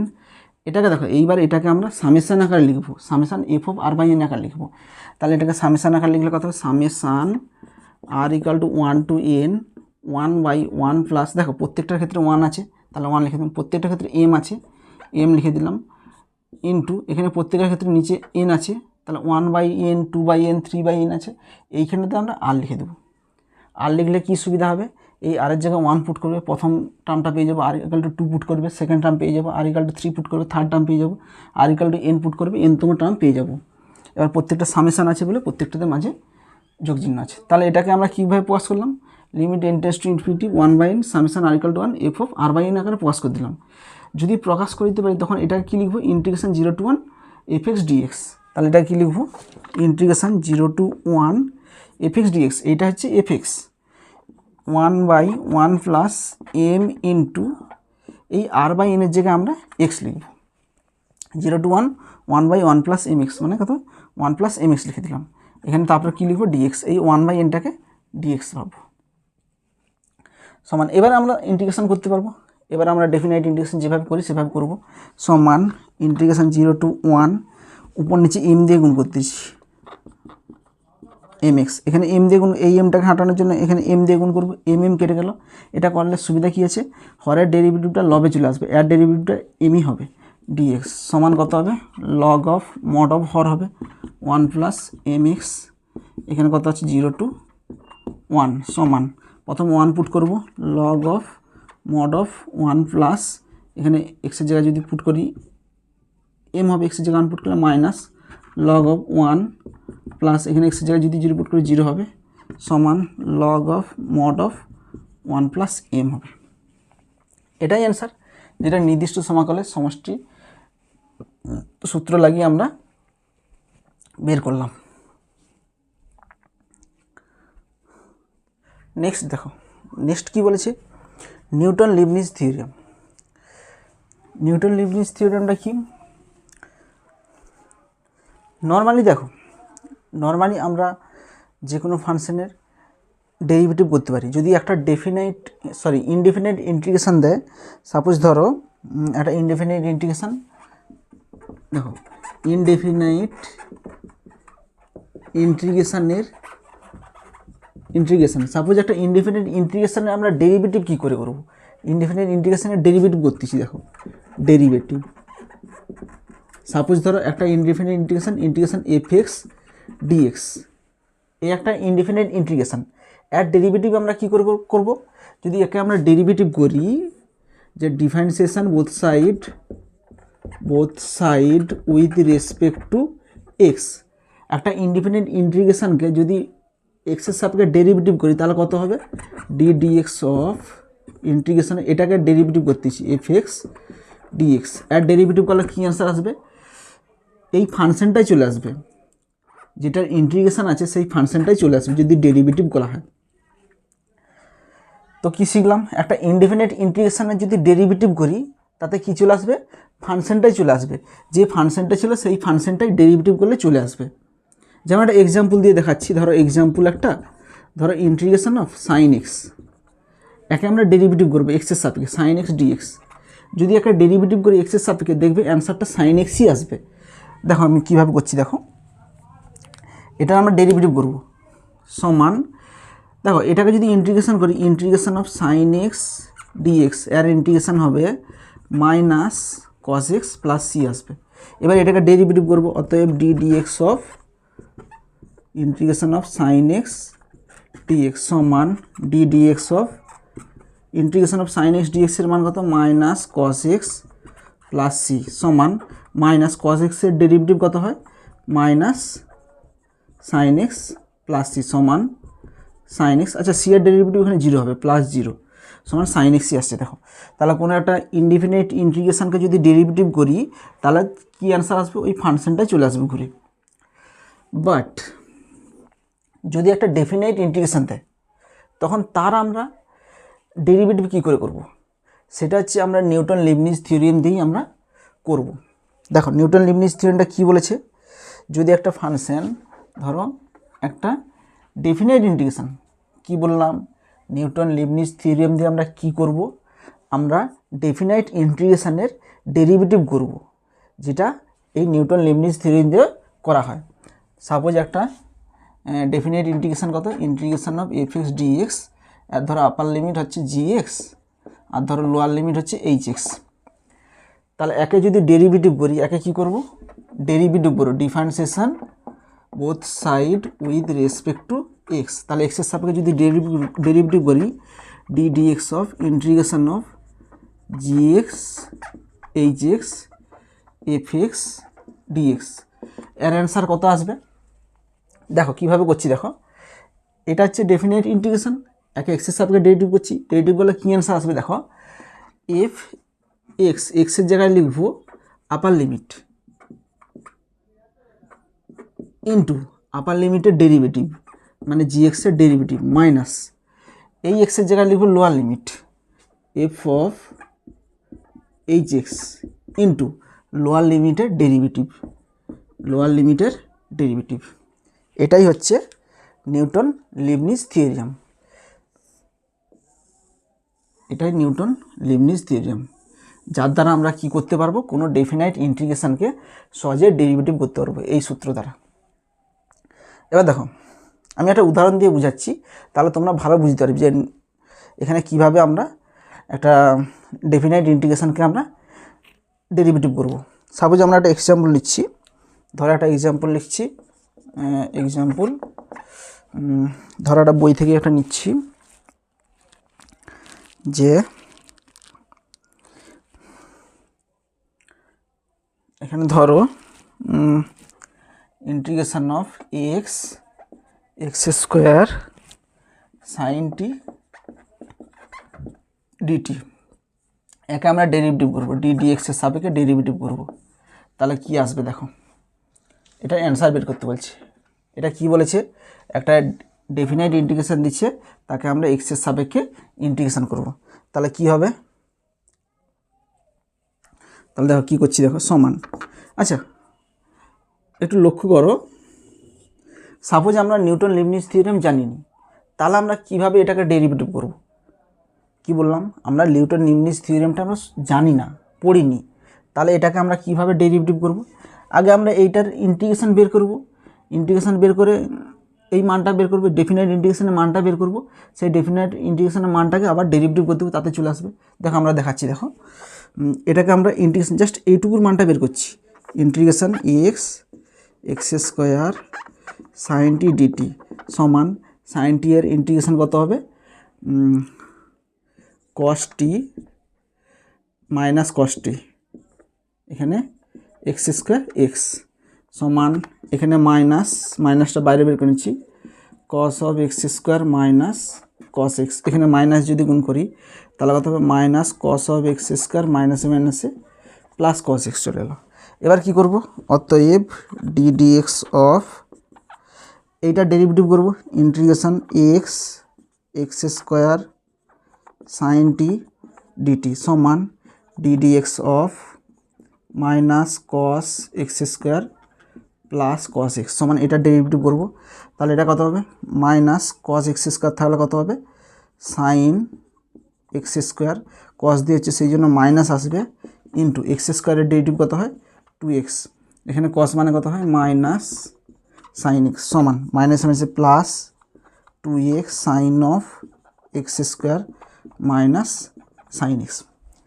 দেখো এখানটা আমরা নিউটন লিবনিজ থিওরেম না লাগিয়ে করলাম ডাইরেক্ট, যে আমরা নিউটন লিবনিজ থিওরেম জানি না। প্রথমে কি করলাম, যে এইটা যে ইন্টিগ্রেশন করতে বলছে এটাকে আমরা আলাদা করে ইন্টিগ্রেশন করে নিলাম, সেই ইন্টিগ্রেশনকে আমরা এক্সের সাপেক্ষে ডেরিভেটিভ করলাম, তাতে এই অ্যান্সারটা এসছে। আচ্ছা এবার আমরা দেখো, এবার আমরা নিউটন লিবনিজ দিয়ে করতেছি। দেখো এধারে দেখাচ্ছি, নিউটন লিবনিজ মানে কি LEIBNITZ, নিউটন লিবনিজ থিওরিয়াম দিয়ে অ্যাপ্লাই করছি এটাকে। দেখো কীভাবে করব, নিউটন লিবনিজ কী বলেছে, তো ইন্টিগ্রেশন অফ, এখানে কার মান বের করতে বলছে, x square sine T DT, এখানে ডেরিভেটিভ করবো এক্সের সাপেক্ষে। তাহলে কিভাবে করব, সমান, এখানে বলেছে তো এফ অফ জি এক্সের জায়গায় কী বসিয়ে দেবো, আপার লিমিটের ফাংশনটা বসিয়ে দেবো। এখানে কী আছে, কার সাপেক্ষে আছে, টি এর সাপেক্ষে, এই টি এর জায়গায় আপার লিমিটটা বসিয়ে দেবো, সাইন অফ টি এর জায়গায় আপার লিমিট বসিয়ে দেবো, ইন্টু কী বলেছে, আপার লিমিটের ডেরিভেটিভ, এখানে আপার লিমিট কত এক্স স্কোয়ার, এর ডেরিভেটিভ কত হবে 2x minus F of H x, মানে এই যে ফাংশনটা আছে তাতে সেই ফাংশানে এক্সের জায়গায় লোয়ার লিমিট বসিয়ে দেবো। এখানে ফাংশনটা কত হচ্ছে সাইন টি এর জায়গায় লোয়ার লিমিট কত হচ্ছে এক্স, ইন্টু লোয়ার লিমিটের ডেরিভেটিভ, এক্সের ডেরিভেটিভ কত হবে 1 সমান 2x sine of X square minus sine X. দেখো এটা আমরা নিউটন লিবনিজ থিওরিয়াম দিয়ে অ্যাপ্লাই করে আমরা ডেফিনাইট ইন্টিগ্রেশনের ডেরিভেটিভ বের করে নিলাম। আর এখানে দেখো, এখানে আগে ডেরিভেটিভ ইন্টিগ্রেশন করেছি, তারপর ডেরিভেটিভ করছি। দেখো দুটোতেই একই অ্যান্সার, এখানে 2x সাইন এক্স স্কোয়ার, এখানে 2x সাইন এক্স স্কোয়ার, এখানে মাইনাস সাইন এক্স, এখানে মাইনাস সাইন এক্স, দুটোতেই দেখো সেম অ্যান্সার আসতেছে। তো আমাদের নিউটন লিবনিজ থিওরিয়াম শিখে লাভটা কী হলো, দেখো এখানে কতগুলো স্টেপ করতে হয়েছে। দেখো কত ঝামেলা করতে হয়েছে, আগে ইন্টিগ্রেশন করতে হয়েছে, তারপরে ইন্টিগ্রেশনে আপার লিমিট লোয়ার লিমিট বসে তারপরে ডেরিভেটিভ করতে হয়েছে। এখানে আমার কিছুই করতে হয়নি, ইন্টিগ্রেশনও করতে হয়নি, তারপরে ডেফিনেট ইন্টিগ্রেশনও করতে হয়নি, তারপরে ডেরিভেটিভও করতে হয়নি, কিছুই করতে হয়নি। এখানে দুটো লাইনে হয়ে গেছে, একটা লাইনে হয়ে গেছে। এটা আমরা এই উত্তরটা আনার জন্য একটা লাইন করেছি, একটা লাইনে অ্যান্সার চলে এসেছে। আবার কি কোনো কোনো ক্ষেত্রে দেখা যায় যে এখানে যে ইন্টিগ্রেশনটা আছে না, ইন্টিগ্রেশন করতে অনেক জটিল হয়ে যাবে। তো সেই সব ক্ষেত্রে আমরা ডেফিনেট ইন্টিগ্রেশনের ডেরিভেটিভ আমরা ডাইরেক্ট লিবনিজ থিওরেম দিয়ে লাগিয়ে আমরা করে দিই।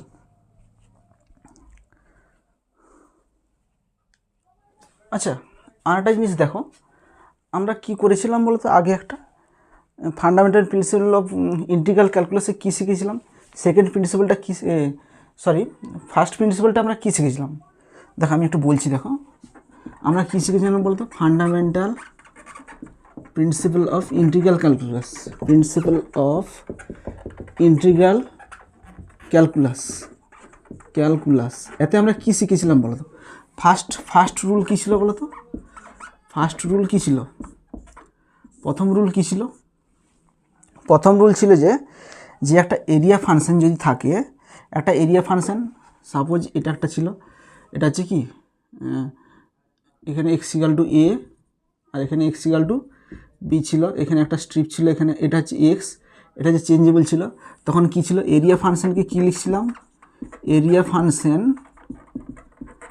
এ এক্স ইকাল টু কী দিয়ে লিখছিলাম, integration A to x F x dx যদি থাকতো, অতএব তখন কি করছিলাম যে এরিয়া ফাংশনের derivative a dash x equal to F x লিখছিলাম।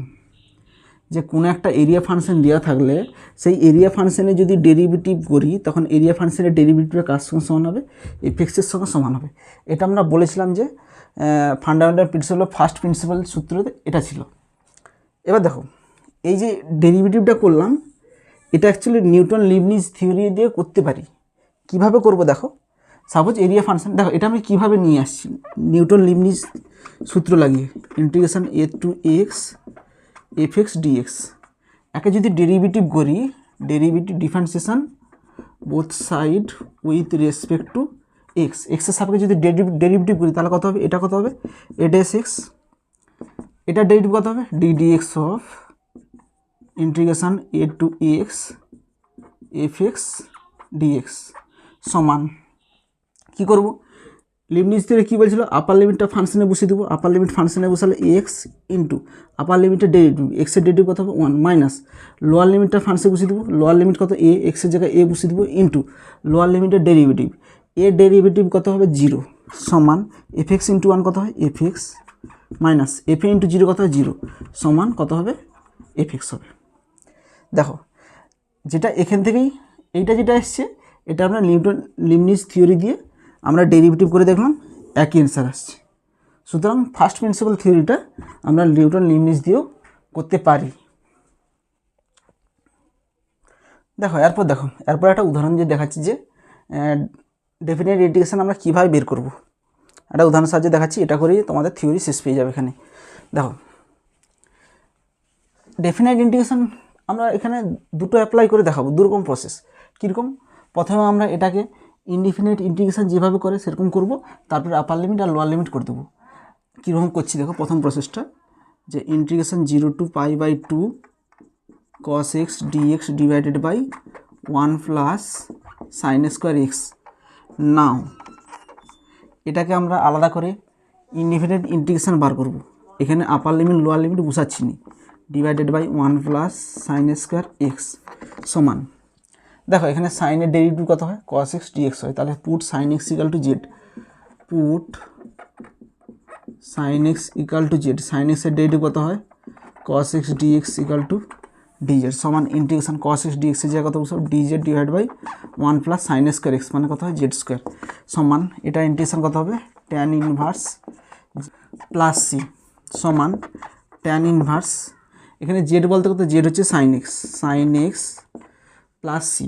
আচ্ছা যদি এখানে আমরা নর্মালি ডেফিনেট ইন্টিগ্রেশন করার ক্ষেত্রে আমরা সি লিখি না, সিটা স্কিপ করে যাই, কিন্তু অ্যাকচুয়ালি দেখবে বইয়ে লেখা আছে যে সি লিখতে হবে, আর যদি না সি লিখো সাইডে সি ইকাল টু 0 উল্লেখ করতে হবে যে এখানে অনির্দিষ্ট ধ্রুবকের মানটা হচ্ছে 0 ধরেছি, এটা লেখা উচিত। আর বইটই দেখবে অত কিছু লিখেনি, ডাইরেক্ট এখানে ট্যান ইনভার্স জেড লাগিয়ে ডাইরেক্ট করে দিয়েছে। অ্যাকচুয়ালি হচ্ছে সি লিখতে হবে। তাহলে অতএব কী হবে, আচ্ছা আমরা এখানে স্কিপ করেই যাচ্ছি, কিছু অসুবিধা নেই। অতএব integration 0 to π/2 cos x dx divided by 1 plus sine square x সমান, এটার মানটা কত, এটার ইনডিফিনিট ইন্টিগ্রেশন হচ্ছে tan inverse of sine x, এর মানটা হচ্ছে 0 to π/2 সমান tan inverse of sine π/2, sine π/2 এর মান কত 1 minus tan inverse of sine 0, এক্সের মান যদি 0 বসাই তাহলে কত হবে 0, সমান ট্যান ইনভার্স অফ 1 এর মান লিখবো ট্যান π/4 মাইনাস এটা কত হয় 0 মানে ট্যান 0 হয়, তাহলে কত হবে 0, সমান ট্যান ইনভার্স ট্যান কেটে গিয়ে কী থাকবে π/4 পড়ে থাকবে। এটা অ্যান্সার। আচ্ছা এটা আমরা কি করলাম, এটাকে আমরা আগে ইনডিফিনিট ইন্টিগ্রেশনের প্রসেসে অ্যাপ্লাই করে তারপরে আপার লিমিট আর লোয়ার লিমিট বিয়োগ করেছি। আমরা যদি এটা না অ্যাপ্লাই করি তাহলে কীরকম করবো দেখো, এটা আমি আরেকটা প্রসেস দেখাচ্ছি। দেখো কি বলেছে, integration 0 to π/2 cos x dx divided by 1 plus sine square x সমান, একই রকম এখানে পুট করব। দেখো কত পুট করব, sine x equal to Z put করব, put sine x equal to Z, sine এক্সের ডেরিভেটিভ কত হবে cos x dx equal to dz সমান। দেখো এটাকে আমরা কিসে কনভার্ট করলাম, এটাকে আমরা জেডে কনভার্ট করলাম। তো এই টোটাল ফাংশনটাকে কিসে কনভার্ট করলাম, জেডে কনভার্ট করলাম। তাহলে জেডে কনভার্ট করলে কত হবে, cos x dx এর জায়গায় লিখবো dz divide by 1 plus Z square, sine square মানে কত হবে জেড স্কোয়ার। কিন্তু এখানে আমরা 0 to π/2 লিখতে পারবো না। কেন লিখতে পারবো না, এখানে যে ইন্টারভ্যালটা দিয়েছি এখানে 0 to π/2, এখানে এক্সের ইন্টারভ্যালটা দিয়েছে, এক্সের মানটা 0 থেকে π/2, কিন্তু এটাকে আমরা কিসে কনভার্ট করে দিয়েছি, এটা আমরা জেডে কনভার্ট করে দিয়েছি। তাহলে আমাদের ইন্টারভ্যালটাকেও জেডে কনভার্ট করতে হবে। এই যে 0, π/2 এটা এক্সের ইন্টারভ্যাল আছে, এই এক্সের ইন্টারভ্যালটাকে আমরা জেডের ইন্টারভ্যালে কনভার্ট করব। তাহলে দেখো কীভাবে কনভার্ট করছি, এখানে এরকম ছক করবে এক্স জেড, এক্সের মান যখন 0 তখন জেডের মানটা কত হবে, তাহলে এখানে জেড পুট করে দেবো, এক্সের মানটা যখন 0 হয় তাহলে সাইন 0 হবে, তখন জেডের মানটা কত হবে 0, এক্সের মানটা π/2, এক্সের মানটা যখন π/2 হবে তখন জেডের মানটা কত হবে, সাইন π/2 মানে কত হবে 1 হবে। তাহলে এক্সের ইন্টারভ্যালটাকে আমরা জেডে কনভার্ট করে দিলাম, যখন এক্সের ইন্টারভ্যাল 0 তখন জেডের ইন্টারভ্যালটাও কত হবে 0, যখন এক্সের মান π/2 তখন জেডের মানটা হবে 1 সমান। এবার দেখো 1 প্লাস জেড স্কোয়ার কত হয়, ট্যান ইনভার্স জেড, এখানে 0 to 1 সমান tan inverse of upper limit 1 minus tan inverse of lower limit সমান ট্যান ইনভার্স অফ আপার লিমিটের মান হবে ট্যান π/4 মাইনাস এটা কত হবে 0 মানে কত ট্যান 0, ট্যান ইনভার্স ট্যান কেটে গিয়ে কত হবে 0 হবে, ট্যান ইনভার্স ট্যান কত হয় π/4। এই প্রসেসটা করলেও হবে। এখানে কি আপার লিমিট লোয়ার লিমিট আমরা প্রথমে কনভার্ট করিনি, প্রথমে আমরা টোটাল ক্যালকুলেশনটাকে এক্স দিয়েই বের করেছি। দেখো এতটা পর্যন্ত এক্স দিয়েই বের করেছি, এখানে জেডে কনভার্ট করিনি। তারপরে আমরা এক্স দিয়ে করেছি বলে ডাইরেক্ট এখানে এক্সের ইন্টারভ্যালটা আমরা পুট করেছি, বাট এখানে আমরা টোটালটাকে ইন্টারভ্যালটাকেও জেডে কনভার্ট করেছি আর যে ফাংশনটা আছে সেটাকেও আমরা জেডে কনভার্ট করেছি। যে কোনো প্রসেসে করলেই হবে। বেশিরভাগ ক্ষেত্রে মানে 70 থেকে 80% অঙ্ক আমরা এটাই করব, যে ফাংশনটাকেও জেডের মতন কনভার্ট করব আর ইন্টারভ্যালটাকেও জেডের ইন্টারভ্যালে কনভার্ট করব। ঠিক আছে, তো ডেফিনাইট ইন্টিগ্রেশনে যত থিওরি ছিল সমস্ত থিওরি করে দিয়েছি। আর একটা কথা বলি, তোমাদের একটা চ্যাপ্টার আছে দেখবে ক্ষেত্রফল রূপে নির্দিষ্ট সমাকল, সেই চ্যাপ্টারে যা কিছু থিওরি আছে তার 90% থিওরি আমি এখানে করে দিয়েছি। ক্ষেত্রফল রূপে সমাকলের অঙ্ক এইরকমই করতে হয়, এরকমভাবেই আপার লিমিট লোয়ার লিমিট দিয়ে করবে, সেখানে ক্ষেত্রফলই বেরোবে এখানে। তো সেখানে আমি অতটা থিওরি করাবো নি, সমস্ত থিওরি প্রায় এখানে করে দিয়েছি, সেখানে ওই 10%-এর মতন বাকি আছে, সেগুলো করাবো। ঠিক আছে, যদি তোমাদের অন্য কোথাও কোনো কিছু ডেফিনাইট ইন্টিগ্রেশনে ডাউট থাকে তবে আমাকে অবশ্যই কমেন্টে জানাবে। আজ এ পর্যন্তই, থ্যাংক ইউ ভিডিওটা দেখার জন্য।